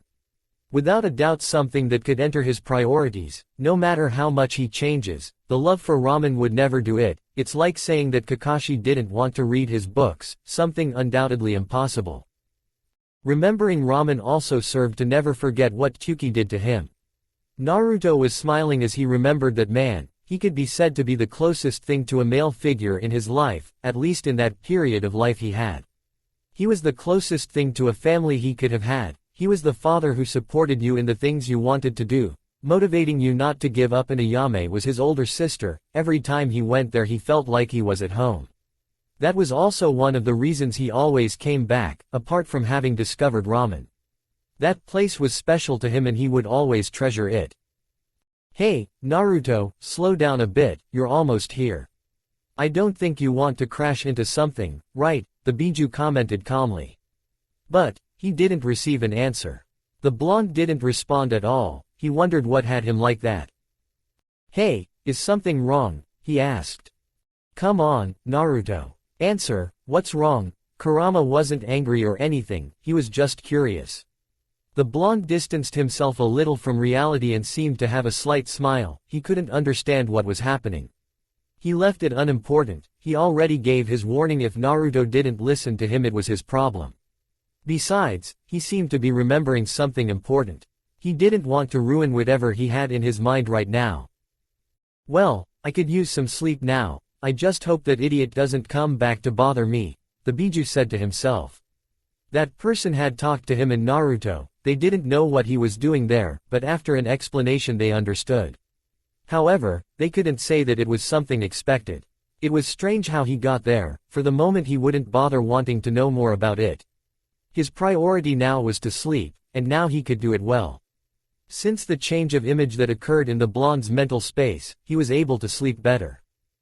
There was no point of comparison. Before he was in a very horrible sewer with everything around destroyed, and now he was in a forest where he could walk without any restriction. If you didn't count the collar he had, that was something he doesn't want to remember and he simply puts it aside as if he never had it. He preferred the forest a million times over. Besides, it was far away from all those ninjas who always bothered him. The place was even better knowing that no Uchiha existed in the seal. It was one of those few moments when he remembered the good things about being sealed, and he knew that being sealed had more bad things than good things. I guess it will stop at some point. It was the last thing he said before falling asleep. Hoping that that person wouldn't show up and bother him for the rest of the day. Hey, Kurama, the blonde finally spoke. Sigh, because just now, the Biju whispered. What's happening? He answered dejectedly. Well, you see, I think I have a problem, he said, somewhat embarrassed. Kurama remained silent, indicating that he should continue speaking, and Naruto did so. You don't know how some walls and doors can be rebuilt, do you? No. Without anything else to say, he closed his mental connection and did not respond to any calls from the blonde. Hey, come on, I just wanted to know. He shouted into the nothingness since he couldn't talk to his partner and now he might have a serious problem with the things destroyed around the place. I hope he doesn't get mad at this. What's going on here? A female voice shouted. Naruto knew who it was. He was just praying to everything that came to his mind. Hoping that he wouldn't get out of the strange situation he got himself into badly. He would certainly not get distracted again while traveling from one place to another. Moments before. Why don't you know the answer, Onisama? She asked the Mao in front of her as she approached and sat in front of her. I'd like to know that too, Sona. It's just that, it's kind of weird and complicated at the same time, she answered while making circles on the ground with her fingers. Doing that managed to get a drop of sweat from her little sister. Even though she was like that, she didn't change the personality she always had. So, surely it wasn't something serious, or she was just making it seem that way so that she would say something. Her older sister could be very clever when she deserved it. She was a Mao for a reason. If you don't know the answer, I don't think I can, Onisama. But could you describe as best as possible what's happening to you? She said with a certain tone of concern. I guess I could try doing that. She couldn't say more as a crash occurred a few meters away from them. It was the only thing she could say with her mind a little blank. Until she reacted quickly, she was back to being herself in a moment and not the previous person who seemed to be having several internal doubts.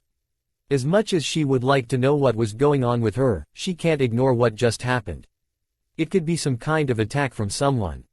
And now that she was the only person who had enough power to stop whatever was there, at least theoretically. If there was something or someone stronger than her where the crash supposedly took place, it was best to get Sona out of there. She couldn't risk her beloved sister getting hurt, although if something like that happened it was very likely that whoever had done it wouldn't come out alive. She ran towards the crash zone, giving her sister a look that seemed to have understood. She nodded and stood there. Serafall knew that she was probably going to try to hide until everything was okay. Something perfectly logical since she was just a small demon. She reached the spot and screamed. What's going on here? She could only see dust, so she got into position. They could attack at any moment and she needed to be ready. Stop! A familiar voice shouted. Naruto, he asked when he recognized that voice. Before long, the blonde emerged from all the smoke, apparently nervous and with a look of regret. Hello. The Mao remained silent with what seemed to be an ellipsis above her head. Could you tell me what happened here? She asked, regaining her relative surprise. Well, you see, this was what could come out of the blonde's mouth. Without a doubt, he never expected what had just happened, nor did he think it was possible for that to happen to him. Sai, calm down, I don't think there will be much problem in solving this. Just some magic and everything will be as before, but... Naruto was somewhat relieved at first. He had heard that it could be solved with some magic. It certainly seemed that magic was very useful. It was a shame for him not to be able to use that kind of energy. It's not like he needed more power, he had that in abundance. It would have been useful for other types of things, however, it was not the time to regret not being able to use it. Now, that relief he had when he heard those first words from Serafall vanished. That, was something he shouldn't have heard. But, the blonde asked. How were you able to get through the walls? What do you mean? He answered with a question, although he was still a bit nervous. Whoever asked him that must have some kind of reason or sense. I mean, this place should repel any kind of attack. It should also bounce the spells that reach it, or at least minimize the damage by not being able to do so. That also applies to physical damage. Nothing should be able to break those barriers, unless you have more power than an ultimate class devil. These barriers were put by Ajuka-chan, and I think you did not forget that he is a Mao. Serafall kept asking him non-stop about how he was able to do it without letting Naruto answer. After a few minutes of constant questions, the blonde was finally able to answer. I honestly don't even know how I got through. Sorry, he said as he put his hands together and bowed a little. He couldn't answer all the questions. He had forgotten most of them and his head was about to explode from receiving so many. He felt almost the same as when a clone gave him too much information. Luckily, he was able to hold up relatively well. Could it be that it's only good for magic? But, that wouldn't be viable if it couldn't repel you when it received physical damage either. This is confusing, was what the Mao said while holding her head. As much as I would like to, I can't answer that. I didn't even know about that until now. Seriously sorry for the mess. Relax, like I said before, it doesn't matter. Although, I think this should be an excuse to visit Ajuka-chan and ask him about this. Also, I could ask him to help me with the issue of your ninja stars and knives. She said somewhat excitedly. She was clearly happy to see her friend again, who was locked in his laboratory. Those are shuriken and kunai. That's not important, it's just minor details, he replied, dismissing what the blonde had said. Laboratory of Ajuka. This is certainly something, he said with a bit of admiration. After having spoken with one of his friends, better known as Searzex, he returned without delay to the laboratory he had, after they had discovered a fallen angel within the territory of the devils. Almost all of the elders had become furious, and it seemed that they wanted to start a war. While it was possible for them to win against the fallen alone, if they were added to the angels it could trigger the great war they had again. That was something he didn't want, he wasn't for it or against it. But, if he was asked right now, he would definitely choose not to fight. Since they solved the problems with the old faction, he had managed to get free time, a lot of free time. And he could use it for his research, that encouraged him to a certain extent. He wanted to discover and learn many things, and boy, it wasn't a waste. He had found something interesting in all that time, a lot to be honest. What he had in front of him was supposed to be something from legends and myths, but he somehow managed to get hold of it. However, it was in tatters the first time he found it. So, he would have to get all the damage it had suffered fixed. He hoped it wouldn't be a waste of time to do so. If what he did worked, then he could get hold of something that could give the demons a power boost. The good side of it all was that, just on this very day, what he had discovered was finally complete. He just had to do some testing to be able to use it. A little more and he would know if everything he had been doing made sense. You need to take it, he commented to nothing. The Mao grabbed what was in front of him, or at least tried to. At the slightest contact it began to drain his strength and magic. At an alarming rate, he had to pull his hand away instantly. He could faint if he lost all his reserves abruptly, and that was a bit complicated, but it seemed that what was in front of him had no qualms about showing him that. It seems I can't do anything, for the moment. While I couldn't touch him, maybe someone else could. Now, I wouldn't go from place to place asking if anyone would want to take him and risk that one of them might end up betraying him.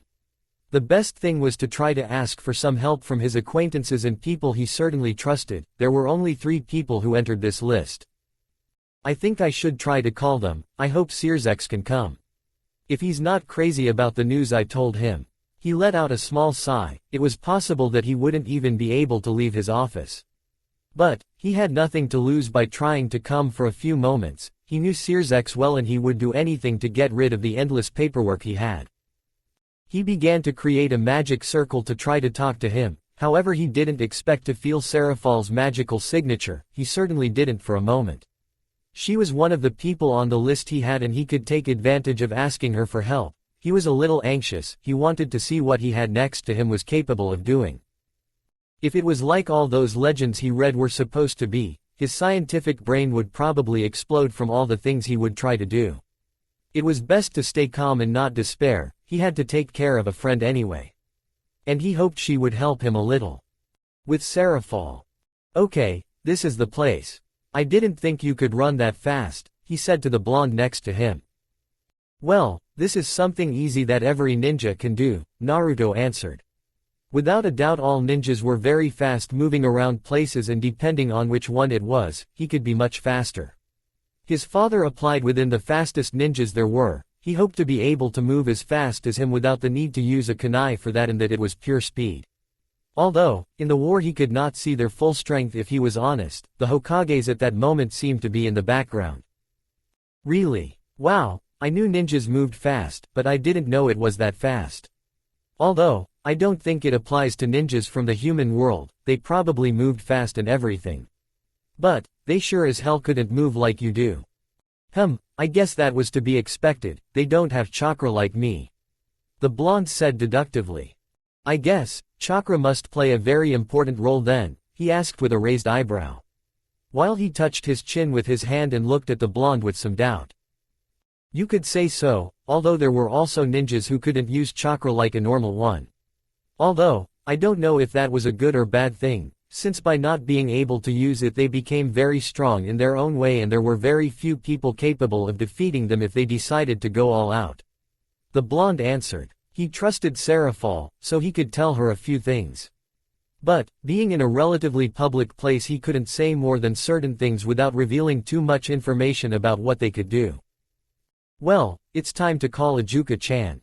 Come on, she might like you. I think, she let out a whisper without Naruto being able to hear it.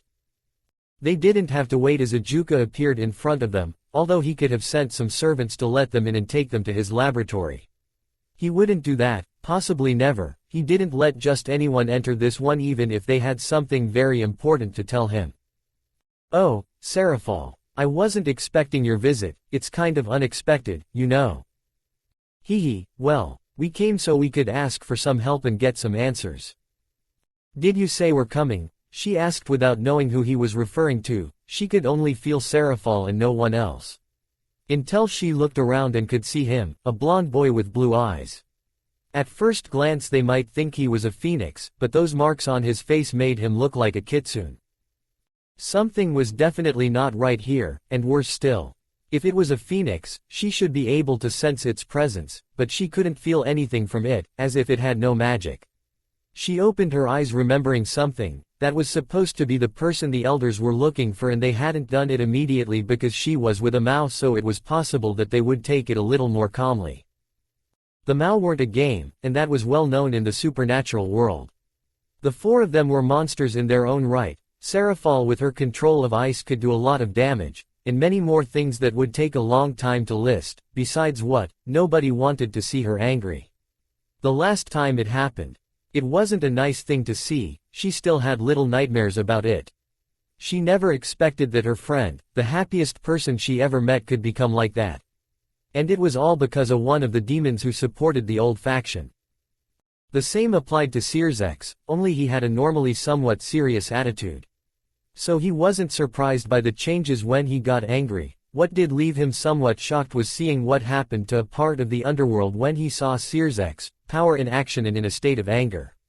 Without a doubt, he didn't want to be on the side where he received the power of destruction. Yes, this is Naruto. The mouse spoke again as she moved away a little and brought Naruto closer to Ajuka. The two just stared at each other for a moment until Naruto spoke. "It's a pleasure to meet you, Ajuka-san," he said as he stretched out his hand. He was in front of what could be called a cage, and he didn't have to act badly. "I guess I can say the same, Naruto-san," she replied as she gave him her hand in greeting. "Naruto is fine, I'm not a person of many formalities anyway," he told her with a smile. "Or possibly not, and he's just himself. Then it will be Naruto, since we finished the introductions. What was your goal with this visit, Serafall?" he asked, forgetting what the mouse said. He had focused on his thoughts that he left aside what she had told him before. "Oh, well, we wanted some help with something. Could you please do that?" she said in a pleading manner. Why would I do that? Do you know I'm busy right now?" he calmly responded to her plea.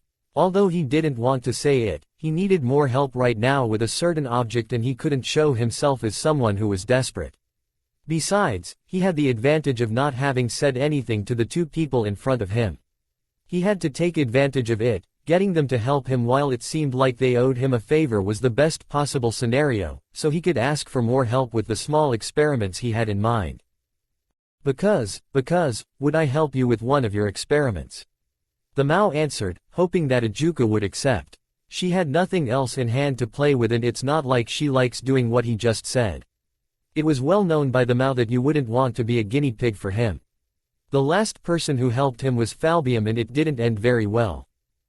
"Oh, then let's not waste time.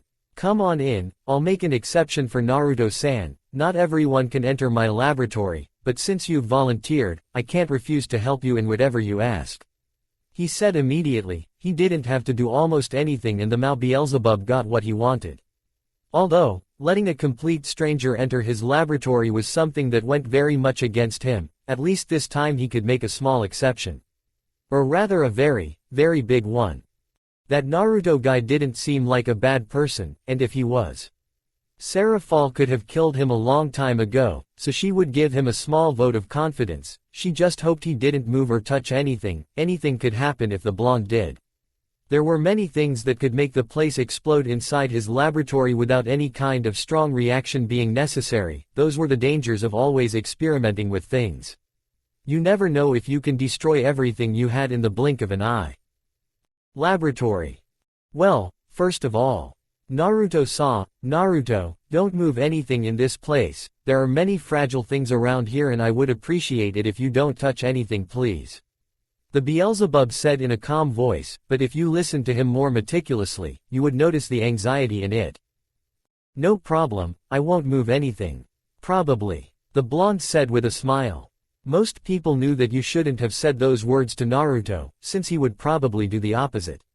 Unfortunately, they didn't know anything about that. "Now, if it's not too much trouble, Serafall, I need some help with this, so once we're done with that, I'll be willing to help you with whatever you need." "Sure, so what do you need help with?" she answered somewhat nervously without letting it show. "Well, I've gotten something really important, something that seemed to be only in myths and legends, he said, catching the attention of the two people present in the room. I tried to touch it to find out what's inside this thing, but unfortunately it seems I'm not the one to be able to take it. So you want me to try taking it, he said calmly. Yes, that's exactly what I was about to say. So, let's go, let's move forward. When we get close, try to grab it, it's a little further ahead. She said almost hurriedly. You can also come, Naruto. It would be best if he's close to us. Naruto might not touch something voluntarily. But, it feels strange to leave a person alone without supervision in my laboratory. Huh, okay, here I go. I wonder what he means by legends, the blonde thought with some interest. The three of them began to walk slowly. They were following Ajuka, so they couldn't speed up even if they wanted to. The Beelzebub stood up, admiring with a slight gleam in his eyes the object he was talking about so much. Serafall seemed to have several doubts, so much so that it seemed like there was a giant question mark above her head. The blonde simply looked at what was there. It looked like a type of weapon used by the samurai of the Land of Iron, but it wasn't quite like that. That thing radiated power. Maybe some kind of carrier is necessary to be able to use it, and that's why Serafall's help was necessary, he said mentally. Well, this is what I got, he said as he turned around and looked at Naruto. I would appreciate your discretion, Naruto, this can't get out of here. The blonde nodded. Now was not the time to joke or try to do something. There was a time for everything, and now he needed to be serious. Let's start, try to take it, Serafall, said the Beelzebub. Naruto watched as Serafall approached what he remembered as a katana, but he wasn't sure. He didn't have any weapons training after all. What he could easily notice was that the blade seemed to radiate power, but he didn't know what it was supposed to do, much less what it was exactly. The appearance it had was that of a simple katana as he thought before, or at least it was supposed to be that. It had a black sheath and some kind of golden rope floating next to it. The handle was white with certain details on it. He hoped that Serafall would not go wrong with what she was about to do. The mouse slowly approached the weapon, began to raise her arm and was able to touch it. However, she immediately removed her hand and seemed to be panting a little, while the weapon began to have a purple glow and some small rays. Serafall, get out of there! Shouted the blonde who was behind the Mao. The black-haired girl wanted to obey that order, but she couldn't move. The weapon in front of her had consumed almost all of her power in a few seconds. She didn't know how that was possible. Taking away a Mao's magic reserves so easily wasn't something that could be done every day. The katana began to shake forcefully and the small rays began to gain more strength, and the sword stopped for a few seconds pointing at the Mao Leviathan. Naruto opened his eyes. Somehow he could feel what was supposed to happen. So he ran as fast as he could to get in front of Serafall. He could take the damage that katana gave her. Kurama could heal him after all, besides he didn't know if she could withstand the damage he was about to receive. When the sword was about to reach the blonde, it changed course. Before it was going for Naruto's heart, but now it was going straight for his stomach. Without understanding the sudden change of direction, he was able to react a little better to be able to grab the katana's handle. He preferred not to receive so much damage from that thing. He still didn't know what that legendary weapon was supposed to do. As it hit him directly, he began to regret it. Shit, this is worse than receiving a Chidori from Sasuke in the chest. He thought. The damage received was certainly very high. The good side was that he had a partner who could heal him. Naruto, both Mao shouted. The Leviathan was scared to see that the katana had pierced him completely. The Beelzebub, on the other hand, was a little nervous to see that Naruto had received a blow from that, and was still almost as good as new. If you didn't count that he had been pierced from side to side, maybe he could get Naruto to help him in his investigation, if he was still alive after that, of course. I'm fine, Naruto said with some difficulty as some blood came out of his mouth.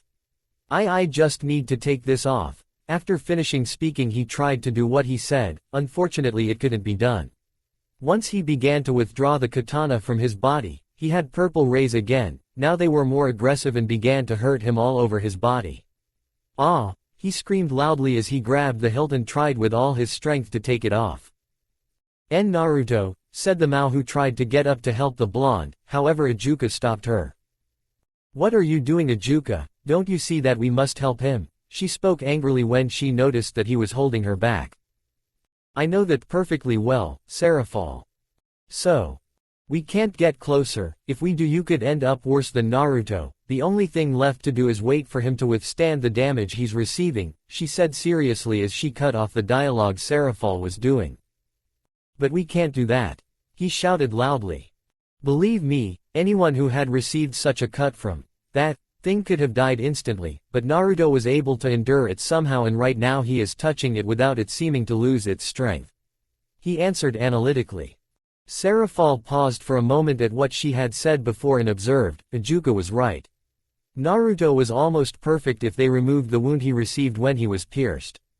There was nothing else that had done any reasonable damage to him. The rays that had come out at the beginning began to fade as the blonde began to remove the katana from his body.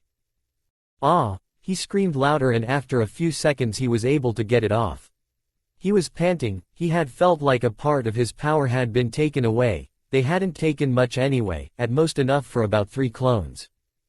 What had him panting was the effort he had to try to remove that thing. It had stayed inside him and it didn't seem to want to come out when he was pushing it out. He used all the strength he could at that moment. He would have liked to have the Senjutsu active, but at that moment it was useless, and Kurama seemed to do everything to be able to heal him. Looking closely at that katana, it seemed to have the power that had been taken from it, and something resembling its presence. He hoped it wasn't what he was thinking. If it was, then it was possible that he had gotten himself into something he didn't want to be a part of. So, you could do it after all. That's surprising, Naruto. Neither of us could do it, and we're Mao, she said while looking at him analytically. Now that everything seems to be in order, are you okay? Do you have any strange sensations? Do you feel like you're missing something? Isn't there a voice in your head? She began to ask with a notebook that seemed to have come out of nowhere. Both the brunette and the blonde wondered where she got that from. I guess I'm fine. I mean, I'm almost healed. And I don't think I have a strange feeling right now. What I'm missing, I think it would be power. I feel like a part of me was taken away, although he didn't want to say much. Now that that thing had the same essence as him, it seemed that he had earned it somehow. Maybe, he was looking for power. He thought with some curiosity. It was feasible that in order to use that katana you would have to go through some kind of test or something. He couldn't confirm anything nor deny it. If he knew something more he could try to draw several conclusions, but not now. He was blank regarding the information about that katana. He only knew that it was a weapon of legends and nothing more. Why do I always have to be involved in something? He thought reluctantly. He had left one thing to immediately enter another. He was undoubtedly unlucky. Naruto! Serafall screamed as she lunged at him. She was worried. From one moment to the next the blonde was in front of her and he had received the cut that she should have had. She had a few tears in her eyes that threatened to come out. She stayed hugging the blonde while she said in whispers. I'm sorry. I'm sorry. Be because of me you. It's okay, it's okay. Nothing too serious happened. I hope. Besides, I couldn't allow anything to happen to you. You're a friend of mine and I'll allow anything to happen to you as long as I'm present. He said with a smile, while he caressed the Mao's head a little. She just stayed silent without looking up. She seemed to have fallen silent. Naruto thought it could be because that katana stole the power she had and she was tired from the sudden outburst of it. Excuse me Ajuka-san, but could you tell me what that was? He spoke to the other Mao who was in the background until that moment. That was one of the most powerful weapons a demon could use, which means that it is for exclusive use by us, and its name was Yamato. Yamato? The blonde asked with intrigue. Yes, this katana was something that only a few high-ranking devils knew of its existence, according to the records I was able to obtain. This weapon was used a few times by the original Lucifer, but it seems he couldn't control it and ended up losing it in some fight. Until you could find it, right? Exactly, it seems like it, he said while pointing at Yamato who was embedded next to Naruto. It chooses its owner or someone strong enough to wield it. The truth is that not much is known about it, so it could be considered a top-level secret among the devils. A top-level secret among the devils. Now, what did I get myself into?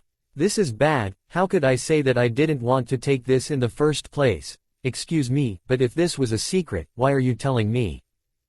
I suppose you could take it as a reward for surviving a cut from Yamato. From what little is known, it has the ability to cut through everything.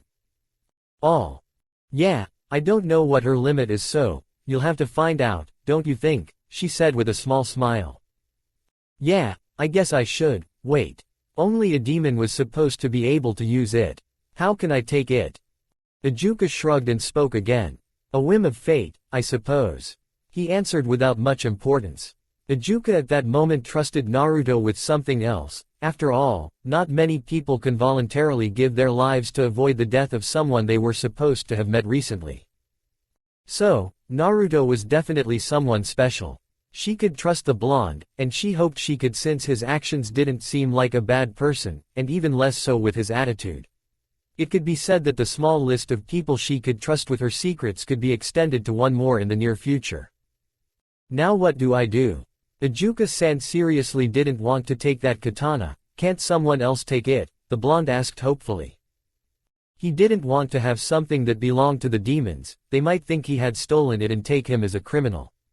Besides, the council in the underworld wanted to see him, if they found out about everything that happened.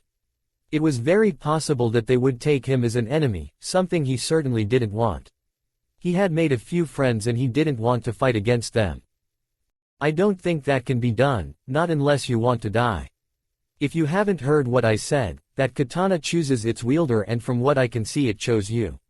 So if we follow some basic things about swords and wielders, the only thing we could do is kill you and wait for someone else to take Yamato. You don't want that, do you? No, but the council here was supposed to want to see me. If they know that I somehow got Yamato, wouldn't there be a problem? That would be feasible if they knew that he still exists. This was only known to me and from what I know the ancient Mao, possibly their descendants as well, but I don't think they think he still exists. It's been many years since there was any record of Yamato, so he remains a legend. Don't worry, you can rest easy. No one but us here will know, well, no one but Searzex. I was planning to tell him anyway. Naruto let out a sigh. At least they thought the katana no longer existed. And Searzex probably won't say anything to anyone. He didn't seem like a bad person since he saw him, and he came to like him the times he saw him. Ajuka-sama, a voice shouted outside the laboratory. Ajuka walked over to the door and left the place while giving a sideways glance to the blonde who was still on the ground with the Mal-Leviathan on top of him. Naruto nodded, seeming to say not to move from the spot and not to make any noises either. She could do it, and it was time to try to get Serafall up.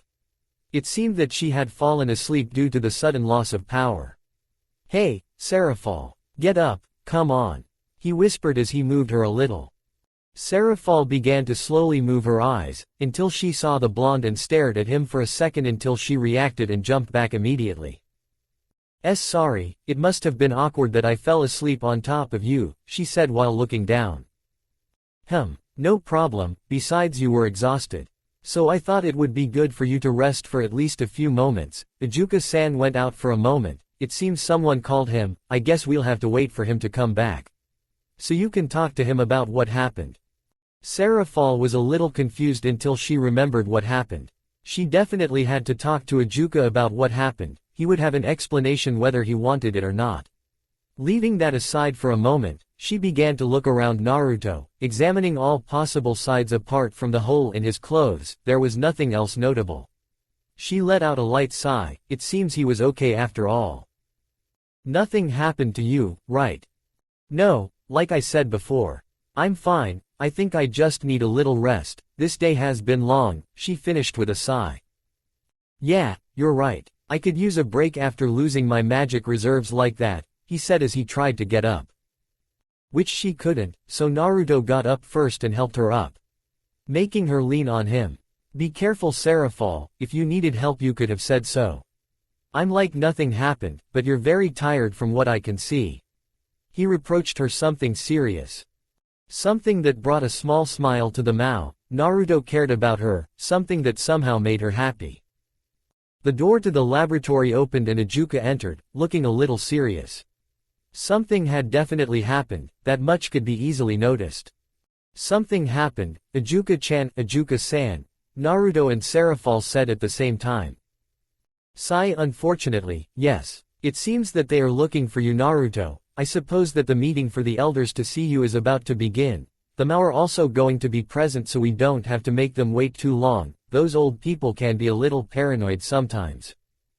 Ajuka-chan is right, we have to go as soon as possible. Surely Searsex-chan is already there. Serafall said, somewhat tired. She wanted to go home. But the elders wanted to see Naruto. She wished they had done it at another time. Unfortunately that couldn't be done. They had more political power than a Mao, but if at least two of them got together they could make sure that what they tried to do was not approved.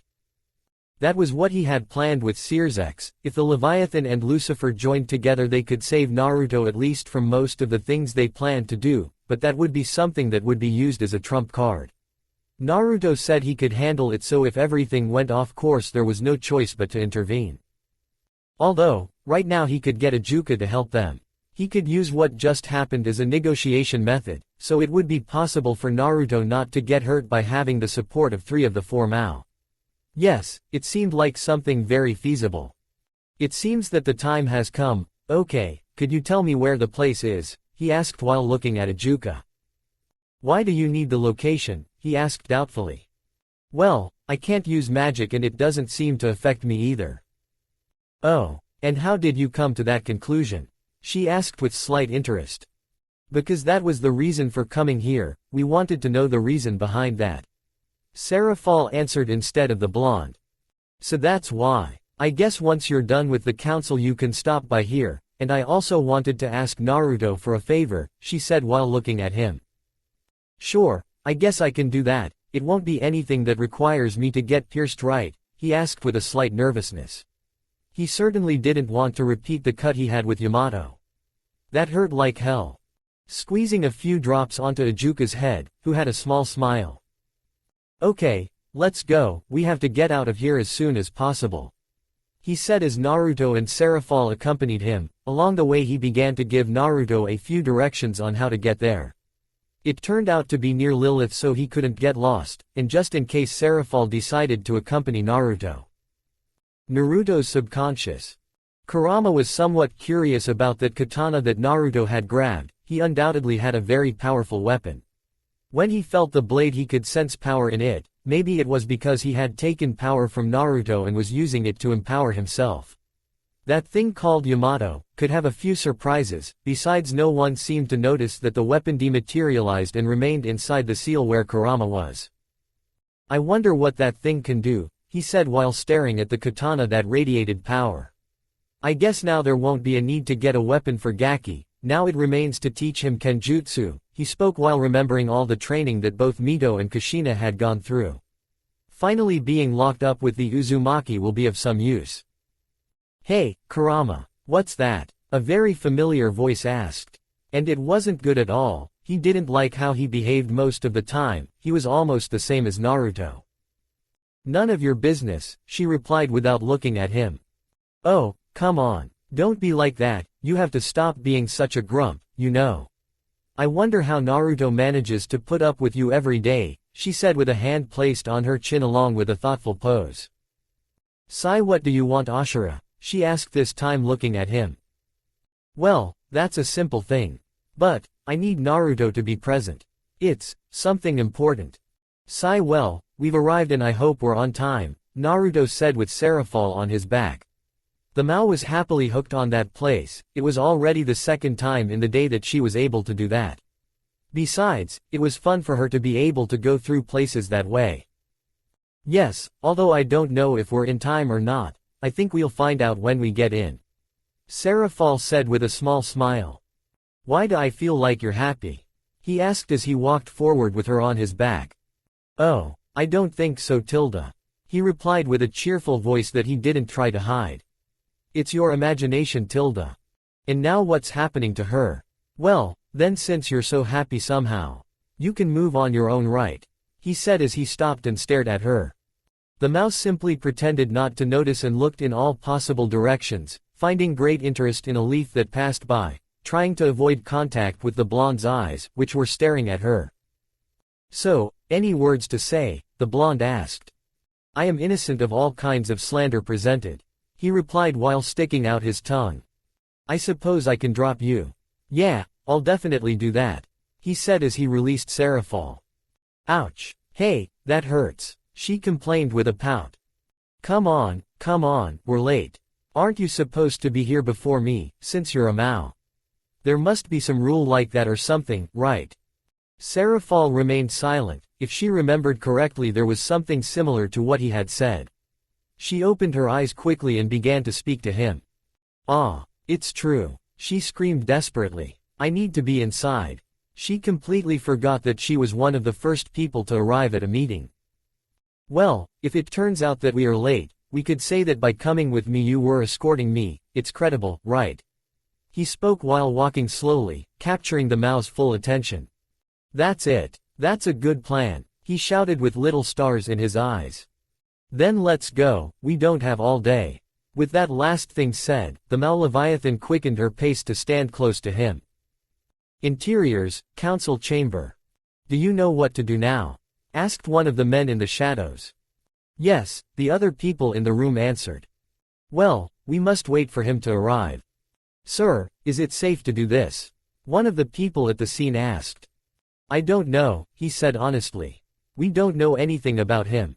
There are no records anywhere in the underworld, so we have to be cautious, the person who seemed to be the leader of all of them replied. So wouldn't it be best to leave things with Leviathan-sama? He asked again. Their leader stared at him, waiting for him to continue what he was going to say. But, as there was silence, he spoke first. Why do you think that? He asked in a serious voice, tensing the one who asked the question. Well, it is known that he was with Leviathan-sama and apparently he was under his supervision, so don't you think we should let Mao-sama take care of it? He answered somewhat nervously. That's not a wrong suggestion. But, with the Fallen's recent attempted attack, we can't leave anything loose, and even less this guy who's not known anything about him. He replied very seriously. The demon who had spoken until now remained silent, he could not refute anything that had been said to him. There was nothing he could notice wrong with what had been said above, in fact he was happy to remain in that place. Normally he would not have been allowed to ask so many questions to a superior, it was a clear fault that could lead to losing his position. He had asked so many questions for a reason. And that was because he saw no reason to go against a person who had done nothing since he appeared and had saved two pure-blooded demons and future leaders of his pillars.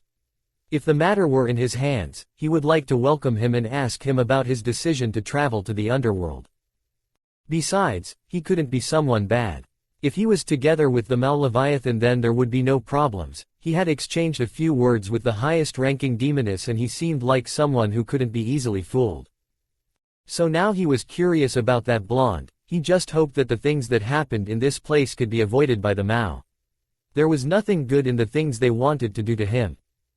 I would like to meet that boy, I hope to see you soon, was her last thought as she sat down in her seat. Mao Zone.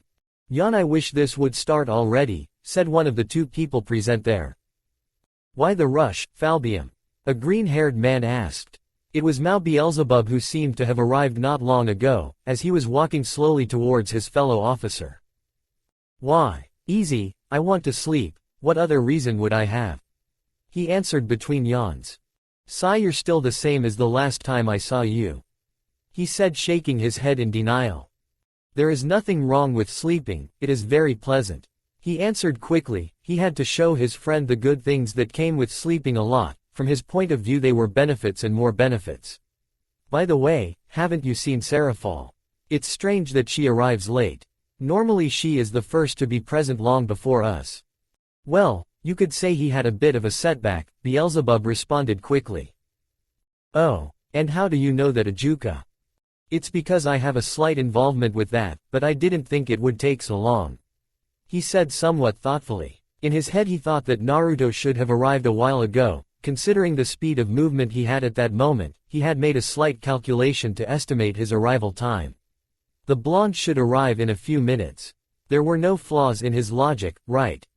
While the Mao was still in his world of questions, a magic circle appeared behind Ajuka, a circle that he would recognize everywhere.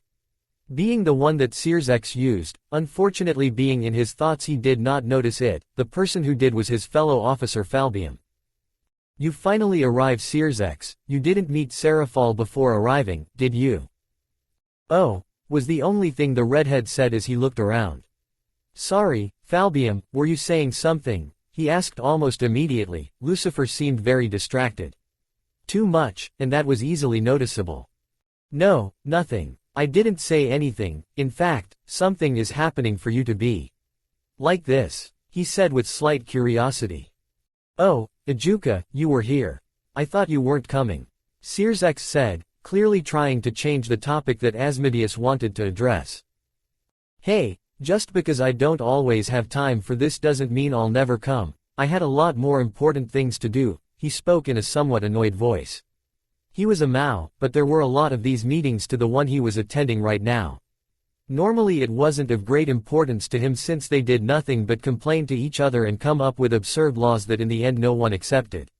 In addition to fighting to get more political power, making the place something that didn't interest him at all, his experiments were more important to him, and luckily for him the elders who were in the room knew about that. It was one of the things that gave him almost all the free way to do whatever he wanted, as long as they were things that managed to be beneficial to the underworld, something he did. That's why it's strange to see you here again. Did something happen that caught your attention? You know, you're not that far from the reason why I'm here, he said, intriguing the redhead. I guess I'll find out later. By the way, where's Serafall? It's already kind of late and she's not showing up, he asked. I wonder the same thing myself, Falbium said, jumping into the current topic of conversation after having been previously sidetracked. It shouldn't take much longer, he'll probably arrive right now, Ajuka said calmly as he walked to his seat. Why do you say that so sure? The redhead questioned, watching as Beelzebub walked slowly. Easy, it's behind you, he answered without looking back. Hello, the aforementioned mouse shouted happily. Huh, Searsex and Falbium said at the same time. When did you arrive? I didn't sense you at all, Asmodeus asked with a fixed gaze on Serafall.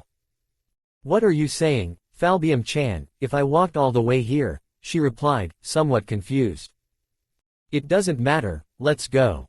We have to sit down, the meeting will probably start at any moment, Asmodeus said with great uncertainty as he couldn't sense Serafall at all. He dismissed it after a few seconds, surely having gotten up a little while ago made his senses inactive. With Naruto. Sai, where was the place? He asked into the void. He had received the directions from the Mao on how to get there, but he didn't quite remember where it was. Mostly because the place seemed like a labyrinth to him. Everything looked almost the same, how could he even make out anything? Come on, Gaki. It's not that complicated, you can use Senjutsu for a moment and feel where the crowd of people is. Easy, right? He said as seriously as possible while trying not to hesitate when speaking, hoping that Naruto wouldn't notice. Hearing that, he stopped, contemplating the possibilities that could happen if he did that. The Biju was right. He could use the sensory abilities that Senjutsu gave him, however, it didn't seem advisable to use it simply to find the right path. Also, if he ended up meeting a demon just when he tried to activate it, he would have to do something to get out of that situation. He preferred thousands of times to look for it in a normal way than to be using his powers for small things. Although, depending on the situations, that opinion could vary. I'm not going to deny that that would help me a lot right now, but I don't think it's good to use Senjutsu just for that. So how do you plan to get there? He asked without much interest. The Biju could feel all the people around him, however it seemed that the blonde had forgotten that. So to have a little fun he wouldn't tell him anything until he remembered. Oh, well, I don't think I'll have a problem with that. You also know where they are, right? He said in a mocking voice. Snort, sometimes I regret that you are not as stupid as before, it's okay. Keep going forward and then turn right. I don't think you'll get lost, besides there is no other place where there is an agglomeration of power, he answered somewhat annoyed. His partner is no longer the idiotic blonde as always, so it would be very difficult to see if he falls into a trap. Even so, he would not dismiss that, it was Naruto after all, the blonde attracted problems and situations without him looking for them. Going straight to the direction given by his companion, he stopped at a relatively large set of doors. Next to them were several guards, all of them looking tense. almost ready to attack him at any moment, a possible indication that his visit was not very pleasant for these old men. "Hello," was the only thing he said before everyone gathered around him. "Are you the one they call Naruto?" one of the guards asked.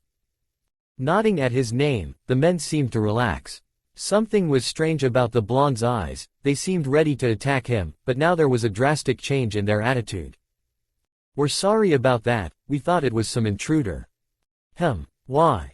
"Vera, we hadn't noticed until he stood in front of us. Normally our enemies try to hide so they can kill us without us noticing, that's why we had acted that way." "Well, that makes sense. Now that we've cleared up the matter, please follow us. They're waiting for you up ahead," was the last thing the guard said as he separated from Naruto and headed to the door in front of him. Without much delay, Naruto did the same. Inside the room, Naruto entered calmly. He was slightly surprised to see that the place was much larger than it seemed. Seeing the double doors gave him an idea of the size of the place, but he didn't think he would be underestimating its size. There was plenty of free space to sum up the size of the place. It seemed like the very center should be where it should be placed. Since everything else was occupied and it was a matter of simple logic, if you went to a kind of meeting with people like that, it was quite possible that they would make you stand in front of them. Taking a quick look around, many demons were noticed sitting on different floors. There were 3 in total. It seemed like they were divided for some reason or purpose. However, Naruto didn't know what it was. A little above them were the Mao. He could see that the 4 were serious. Letting out an internal sigh, he spoke. "Well, I have come as instructed. So I would like to know what the purpose of this is." His voice was serious as he spoke. The best thing he could do was not to get into trouble with these people. If he took the people of his village council as an example, doing that was not a good thing. "You have been summoned today, so that you can make a statement before making a deliberate choice. So, let us proceed," said one of the elders of the place. He seemed to be the leader of all of them gathered from the blonde's point of view. There were a few young people, something he didn't expect at all. Normally there was no chance of seeing someone so young in such places. That was what Naruto thought. Most of the people who entered places like these were adults or old people. Seeing people who didn't seem to be much older than him made it a strange occurrence to his sight. "Okay, I will proceed to answer whatever you ask me. But," he said, remaining silent. "But," said a random old man. "Depending on the question, I might not say anything," he replied immediately with a frown. That alarmed most of the elders and demons to some extent, as they believed that it could mean that he was some kind of spy for the fallen angels. And that he was simply doing this so that everyone would trust him so that he could destroy them all without them noticing. With the Mao. "Even if I must say that the boy has guts, I don't think it's advisable to say that now." A more awake Falbium spoke than ever. After the blonde had said those words there were many whispers. He was almost about to sleep. Unfortunately the previous event didn't let him. He was internally regretting it. He was about to get there and was abruptly interrupted. "You're right, though I suppose this could be let go somehow," Sirzax said. "Why do you think that?" Asmodeus asked. "Simple," Ajuka replied. "Most of the things that are present in this place are mere speculation, although only we know that. I wonder what they are trying to do with it, but the others don't know. They will believe that everything's said by the elders. There are a few things that could be done to avoid what could possibly happen. Besides, if this gets out of hand I will support Naruto. He told me to leave this to him. But, I can't leave it like this. If things go off track, then I will have no choice but to intervene immediately." Serafall spoke before Ajuka could finish speaking. "Me too," Lucifer added. "Naruto is counting on me, and this is a small favor for helping my sister." "Just because I help your sister, does that mean I have your support?" Ajuka asked. "Not really, there are certain things I'd like to keep to myself and not say." "You could say it's a plan for the future," he replied. Since the situation is like this, I will also help," Ajuka said, staring at Naruto. "Also, I have a future plan that needs to be done together with him." "Oh, and what would that be?" the redhead asked. "Like you, I would like to keep that to myself," Beelzebub replied immediately. "And you, Serafall?" Falbium asked. Yes, why do you help him?" It's a secret, Falbium-chan, he exclaimed, winking. And what do you say? The green-haired man asked Falbium. Sigh, well, I guess I'll also support whatever they have planned. He doesn't seem like a bad guy at first glance. He replied with light yawns. Back with Naruto. I knew we shouldn't have any faith in him telling us everything, the leader said. That being the case, we'll have to take initial measures. He finished in a serious voice. What are they planning to do anyway? Hey, Kurama, do you have any ideas? I have several hypotheses, but I can't say exactly what they will do. I can't read minds, you know. Sigh, I guess I'll figure this out somehow. I guess I should have accepted the help. I don't know how to deal with them.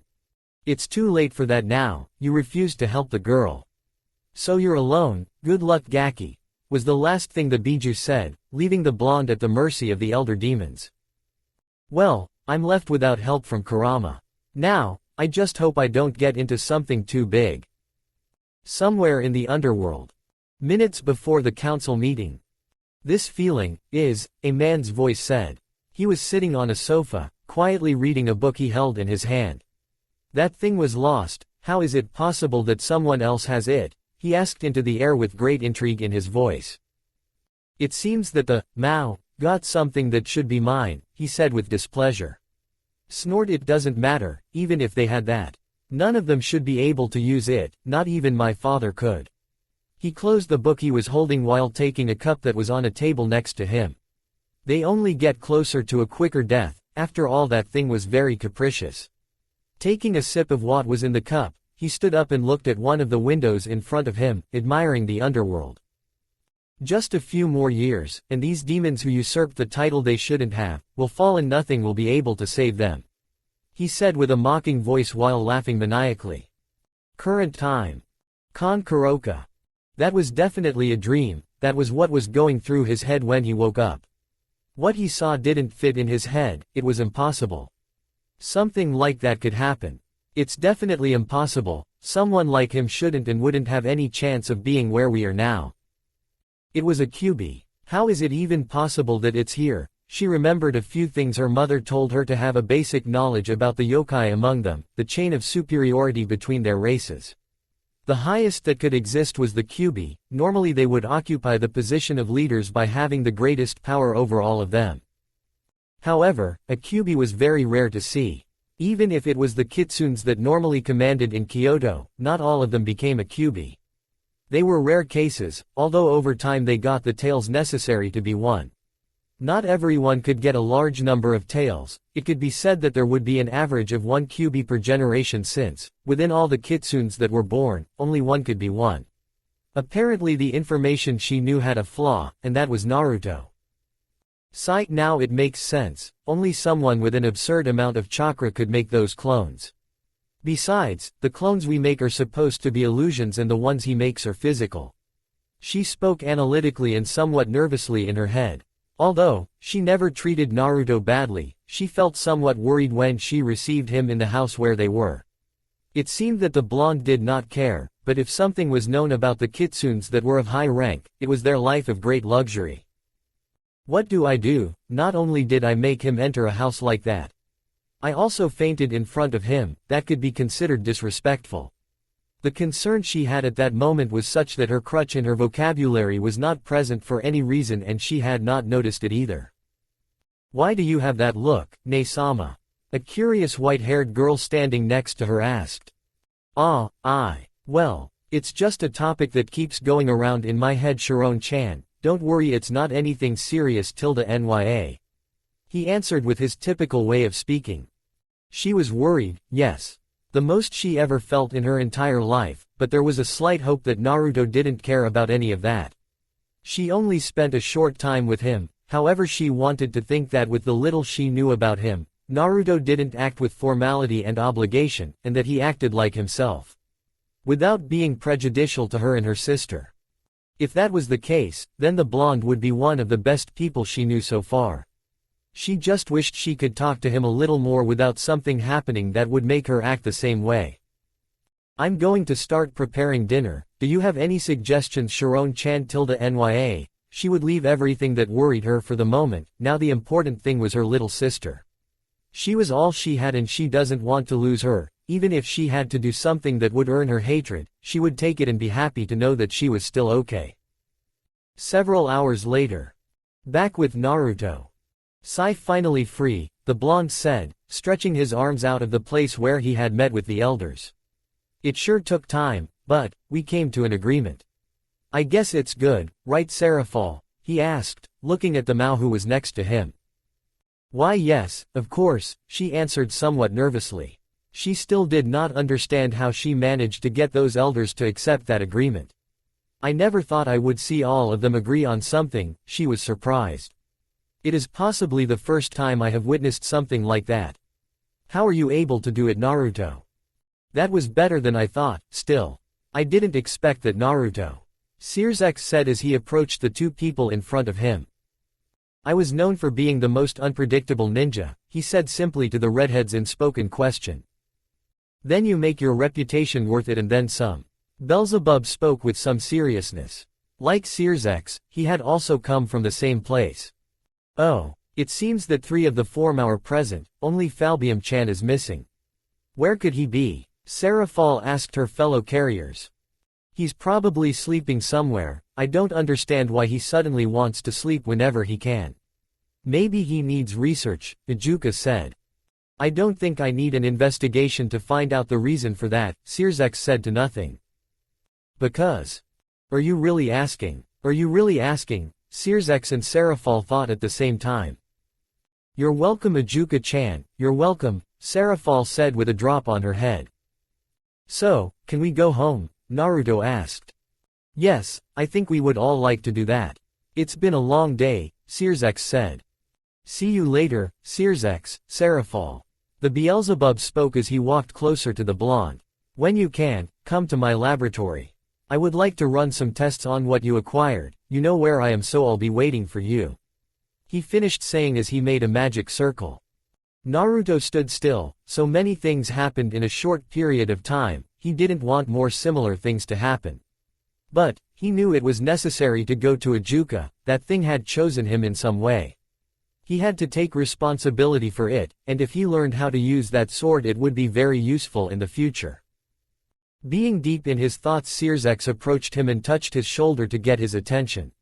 I didn't know Ajuka was interested in you, whatever it is, be careful. Ajuka is a good devil, but when it's time for his experiments and research he won't stop until he's satisfied. He told him somewhat nervously, from the redhead's point of view. Naruto would be his next guinea pig.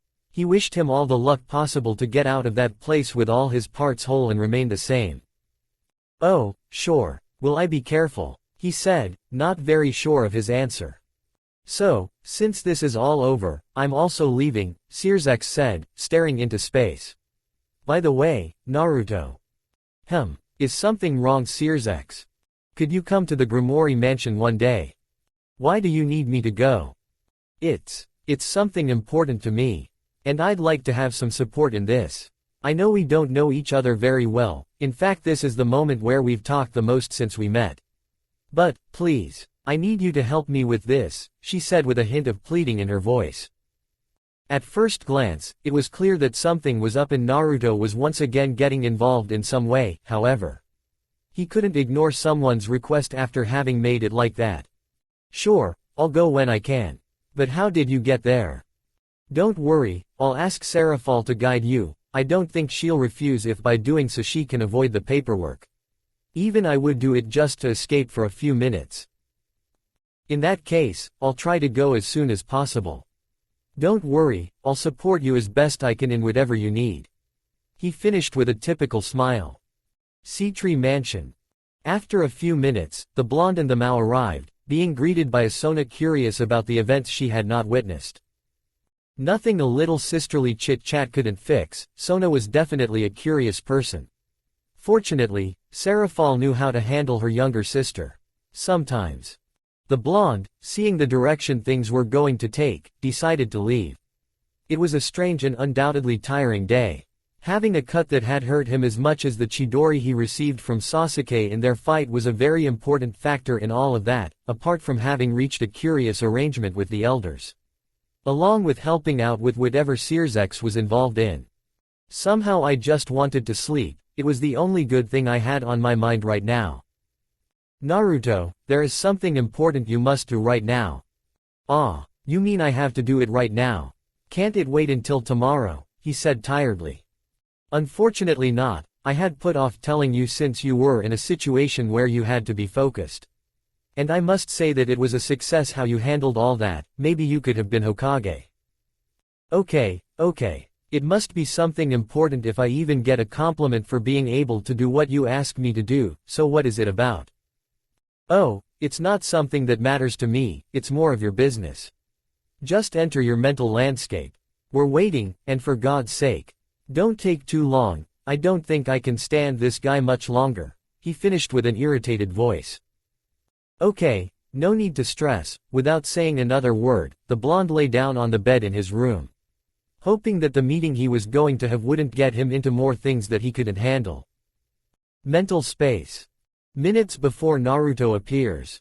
Hey, how much longer do you think it will take? Asked a somewhat impatient Ashura. Sai, understand once and for all, I can't control everything so that things happen when you want. So, keep waiting before I run out of patience and want to eat you. Understood, he answered as calmly as possible. The presence of the wise man's son was not very well received by the Biju, not after the things that happened in his time. Relax, I understand, no need to stress. Sometimes I forget that Naruto is literally your reincarnation, they just said almost the same dialogue. Sai, patience, I need patience and for the Gaki to appear at once. Ah, sorry, but, can I ask a question? The Biju stared at him menacingly, apparently reaching the limits of his patience. Somehow or another Ashura had pushed him to the limit, that was a record. He had spent 17 years with his reincarnation and had endured it all that time, but now only a few hours had passed and he already wanted to kill him. Speaks. Well, I may know the answer, but after all this time, I think it's possible that you had a change in regards to him. Don't tell me you completely forgot about his existence. Come on, it's him. Stop the riddles and tell me who it is. Who else but my brother? It's obvious that he talked about him, I know you have a hatred for him and literally all of his offspring. But, I don't think Indra is a bad person, even if we fight after what father did, I can't just hate him. Why do you have to talk about Indra? Because it's one of the reasons I came, and Naruto has to know it.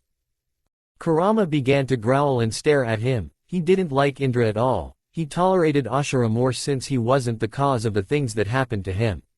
But, his attitude made all that change. Now, he appears out of nowhere and says that it's necessary for them to talk about Indra. It was clearly noticeable that it wasn't anything good. He thought they had left all that sibling fighting stuff behind. If he told her what he was thinking at that moment, then he would have to get rid of Ashura. Tell me what this is about, if it's what I think. Then, I have no choice but to eliminate you right now. Why is Indra so important right now? Still staring at him with growing hatred, Ashura became nervous. He might be the son of the Sage of the Six Paths and have power in his own right, but he didn't think it was possible to defeat an entity like Kurama. It was impossible even if he had his brother as support. There's nothing to worry about if you think that's it, I just wanted to know if your opinion of him changed. After all, since you spent time with Naruto, you're not that grumpy fox anymore, although you're not a fox anymore after all. He answered as calmly as possible, he didn't want to make Kurama angry. There were many reasons why no one would want to do that. So, you just want to know that? Yes, I'd like to know. Has your opinion of Indra changed at least a little? He asked hopefully. No, it will never change. He answered seriously. Sigh, at least I tried, he whispered low enough so that Kurama couldn't hear him, and he did so successfully. Hey Kurama, what was that important thing I needed to know? Naruto said out of nowhere, not noticing at all that Ashura was standing next to the colossal Biju. You're finally here, Gaki. Do you know what it's like to spend all this time with this annoying person? I would say yes, but I don't remember having gone through anything like that, the blonde answered. Am I invisible? Thought a depressed Ashura who was kneeling with a black aura over him. Hey, what's wrong with him? Asked the blonde. Leave it, I think he's been like this since birth. Kurama said mockingly. Hey, That's offensive, Ashura complained. That was the purpose. Now, could you tell me what's going on? Okay, let's get started. I have more important things to do. What would be more important to do right now? Naruto and Ashura asked at the same time. Are they idiots? I don't even know why I asked if I already know the answer to that question. What do you mean by that? They both asked again while one of their eyebrows twitched. What else but being able to sleep without being disturbed? It's the best thing one can do with one's time, though I suppose you'd never be able to appreciate it, especially you Ashura. Huh, he called you an idiot. Naruto scolded him. Ah, didn't you hear well, Rubio? He clearly refers to you too. Ashura refuted. What did you just call me? An annoyed Naruto exclaimed. They sure act like children. Well, what can you expect from the idiot and his reincarnation? Sigh, at least they're not like Indra and his descendants, he thought as the two people in front of him were fighting. It was a strange sight, witnessing that. What kind of aggression would qualify for that? It was what was on his mind. They were different people, but at the same time they were the same. Without a doubt, a question that wouldn't easily get out of his head. Stop it already, we have to go to more important matters right now. He told them while throwing one of his tails in the middle of them. Both of them, upon noticing that a colossal tail was approaching them, moved away as quickly as possible. And they looked at the only one to blame for everything. Fine, since you're calm. Ashura, tell him at once what you wanted to tell Naruto so much. Of course, what brought me here is important for you to know, Naruto. That's why father sent me, I had to tell you this as soon as possible. And what do you have to tell me? You see. The next day. With Serafall. Yawn because I had to be a Mao, he spoke to nothing with discouragement. There were times when she was depressed for having obtained the position of Leviathan. At first she thought it would be incredible to be able to be a great demon for her family, she certainly liked that. After having gone through so many things in her childhood and adolescence, she had reached the peak of the power she could possess, or at least that's what she thought. She had not been the same after the Civil War. Obviously she was not in favor of the things that the demons who were in charge at that time did, that's why she had joined her friends to overthrow them. But, after that, there wasn't anything she really wanted. She was having fun with some animes she had seen during her little time in Japan. The Mahou Shoujo looked cool to her. She wanted to know what it was like to be one, so she tried to be one. She had magic. She could get some clothes in the style of the series and try to act like one. It had turned out to be fun. Unfortunately it didn't last long. The free hours he had were very limited, especially after having lost several families of pure demons in the Civil War and in the war against the Angels and Fallen. The entire demon population was going through a bad time. However, after several years of effort, they were able to get back on their feet. They had somehow found a rival in the execution of their duties. An angel named Gabriel had found fun while playing her role for the underworld, and after a while she took the rivalry seriously. She always tried to beat him in everything she could, and so it was. At least most of the time, she even had a counter with her victories and defeats. After a while her sister arrived, the most precious thing she could have at that moment. From the first day she saw her she could do nothing but swear to herself that she would always protect her, and somehow she always wanted to spend time with her. Even if she had to play Mao, she would leave all that to spend more time with her. But, a slight carelessness just a few seconds from not being able to supervise her sister had her disappearing from her range completely, along with Sirzek's sister. Was she worried? A little. That last part was probably contradictory. If someone simply saw how she acted in front of her sister superficially, they would say that at that moment she should be calling an entire army of demons just because she was no longer in her sight. She wouldn't be wrong, she would probably do that. But, she was playing with her friend. Why would she worry about that? Besides, they couldn't go too far from the mansion. She had told Sona that it was dangerous to go too far, and her little sister listened to her. She never tried to disobey that order. So she didn't have to worry at all. But, they somehow ended up in the forest and had almost suffered an attack from a fallen angel. Did she want to destroy Grigory at that instant? Definitely. What older sister who cared about her little sister wouldn't? Still, she was very much looking forward to destroying every last one of them. She refrained from that. It was all for one person. one she had never met but captured at first sight. And that person also happened to be the one who saved her beloved sister. Oni-sama. The scream made her thoughts go away. Letting out a breath, she stood up and opened the door. She was a bit sleepy even if her head was working before. "Is something wrong, Sotan?" she asked with her characteristic way of speaking. The little girl nodded. She had to ask him something important. And she couldn't wait. "When can I have my first set of evil pieces?" she asked with her eyes star-shaped. "Oh, how do you know about that, Sotan?" she said with a big question mark above her head. Serafall knew it wouldn't be long before she could have them, but no one had told her or commented on that. "The library in the house has many interesting things, Oni-sama," he answered quickly. "You should stop by there from time to time, it could help you," whispering the last part. "Okay," he replied, not understanding what his sister was referring to. "Oh, it seems you're up. Good morning to you both, Sona, Serafall," said a newly arrived Naruto with a smile. "Naruto," he said happily. "Good morning to you too," he responded in the same way. Sona simply gave a nod. She was waiting for her sister's answer. Right now that was the most important thing. "Then Oni-sama, do you know when I will have it?" "Fufu tilde you'll find out later, Sotan," he replied mysteriously. "But, it will surely be soon." Nodding somewhat disappointed, she left the place. She had nothing else to do. She would have preferred to stay talking with her sister, but when she saw the look Naruto was giving her, she understood that she needed to talk about something important with her sister at that moment, and as a good girl that she was, she would naturally get out of the way so that they could talk about whatever needed to be discussed. That was strange. Why would Sotan do that? The Mao wondered as she watched her sister leave and turned to look at the blonde who was next to her.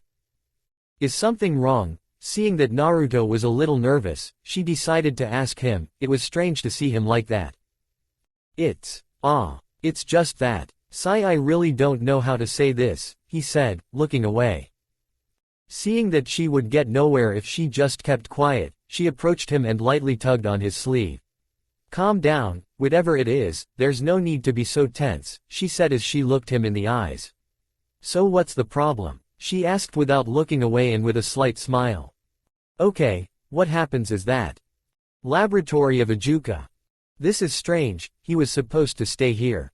But, he's nowhere to be found," Ajuka said to the void as he searched around. "Knock knock, excuse me, Ajuka-sama. There is someone who needs to see you and it seems to be urgent," a servant behind the door said. "Is it Naruto? Could you describe what he looks like? I wanted to be sure if it was the blonde, if not it was him. Then that topic could wait until he finds what he's looking for." "Of course, Ajuka-sama. He is a young man with blonde hair and blue eyes and has marks on his cheeks." "Did that help you?" "Yes, it's just someone I was waiting for. You can tell him to come in," he replied while continuing to search compulsively. "As you say, Ajuka-sama," was the last thing the voice said as he left the place and went after the blonde. After spending a few minutes without success in finding what he was looking for, he gave up. Now he would have to explain what he had lost. And he would no longer be able to get the information he wanted.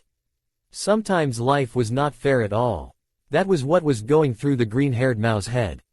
"Hey, Ajuka-san, can I come in?" Naruto asked. "Sure, just be careful once you enter, it's a bit messy." Following Ajuka's instructions, Naruto entered carefully. He didn't want to accidentally destroy anything. Maybe there was a bomb that could destroy them all in that place, and because he was careless he activated it. So he calmly watched where he stepped. It was at these moments where he was glad to be able to place chakra on his feet so he wouldn't fall. It was also useful if he didn't pay attention to where he stepped. That was difficult," he said with a drop of sweat on his forehead. If he hadn't been a ninja he would have possibly destroyed everything in that place. It was in those moments when he was glad to have chakra. "Well, since you've arrived, I'd say we should get started, but there could be a problem." "What problem is Ajuka-san referring to?" "You see." "What? I didn't hear. Could you repeat that?" "I don't know where Yamato is." Naruto stared at him with an ellipsis above his head. How is it possible that Yamato had disappeared was something the blonde couldn't get an answer to. was all he could say. There wasn't even any sign of anyone breaking in, and I didn't get any signals from my barrier in the lab either, Ajuka said dejectedly. A part of him was intrigued to know how Yamato disappeared, and the other part was depressed for having so easily lost many years of work in just one day. That's true, it's the second thing I forgot to tell you, but that sword you're looking for is in here. Don't ask how it's here, it just appeared, said Kurama entering the current conversation. At least the problem is solved, however, how do I get Yamato to come out? And why should I always be the one who has to have the answers? I'm not a god or something like that. Do you understand? Okay, so you know how. Well, yes, but, don't expect me to always know everything, he answered somewhat annoyed. You just do the same thing when you use my chakra, only this time it's not the same feeling. It's like some kind of combination between sacred and demonic. I think that would be the most accurate description I can give. Come on, try it. Okay, let's do this. Stretching his arms slightly, he began to concentrate, leaving everything around him unimportant, while an Ajuka intrigued by Naruto's position stared. His scientist side told him to prepare himself, so he took out a notebook and a pen. Whatever happened at that moment he would have to document it. Naruto concentrated as hard as he could to be able to materialize Yamato. It was the first time he had done something like that. Kurama's chakra was easy for him to manifest, it was simply chakra, the energy he always controlled. Of course there were a few differences, but in a basic way it was just that. He was confused. Kurama told him that he felt something holy and demonic, he was more used to the latter. But, the holy energy was something he could barely sense. It doesn't matter if I can't feel that energy now, I'll get it anyway, he exclaimed. Power, it was a light whisper, but I heard it clearly. Huh, power. Give me more power, the same voice spoke again. This time with more force. Yes, I don't think I can give that for no reason. Also, who are you? And how can you talk to me? Give me more power. Sigh if you want that, don't blame me after what might happen. Without saying anything else, he concentrated all his chakra in a single point. Without much weight, Yamato began to materialize in his hand, as he was fusing his chakra into the sword. Purple rays began to come out forcefully on the blade. Come on, is that all you can do? Were you asking for power without even being able to bear it? He said, realizing that the voice was Yamato's. The rays began to surround him all over his body, in some way it was like a protective layer. But, he felt that some of his chakra was being taken away. Without understanding what was happening, he began to give out more and more chakra, without realizing that all the chakra he was releasing could be noticed throughout the underworld, only that the demons felt a gigantic demonic power. Naruto, whatever you're doing, stop right now. Ajuka shouted as he struggled to stay on his feet. The pressure the blonde was exerting at that moment was so high that it couldn't affect him. With a pulse of power the lightning began to stop and Yamato fully materialized. Only now the blade seemed to be glowing. Ajuka noticed the change in the blade. Why did it change? Before the leaf looked normal, but now. The blonde sat down almost immediately. He felt like a good amount of chakra had been taken from him that time. He certainly wouldn't do that again, although something had changed in Yamato he could feel it. I guess that could mean we're real partners now, he asked looking at Yamato. Without getting any auditory response, the sheath Yamato was holding appeared. I'll take that as a yes. Without thinking any further, he grabbed the sheath and slowly placed Yamato in it. Clink, why are you on the ground, Ajuka-san? He asked, seeing him completely stretched out on it. She stood up and stood beside him. Come on, I have Yamato here, she said as she stretched out her hand to help him up. Don't worry, I'm a little tired, can you wait a moment? I don't think I could get up even if it were a matter of death. Of course, I don't understand why he is like that. I have an answer to that, Gaki. Which is it? Well, apart from getting permanently linked to that thing, you also started releasing an immense pressure of power over the entire area. I don't know how far it was felt, I suppose throughout the underworld. But, it's a guess. At least I have an answer for this. Hey, wait, it was felt throughout the underworld. Ajuka-sama. Sigh, now what do I do?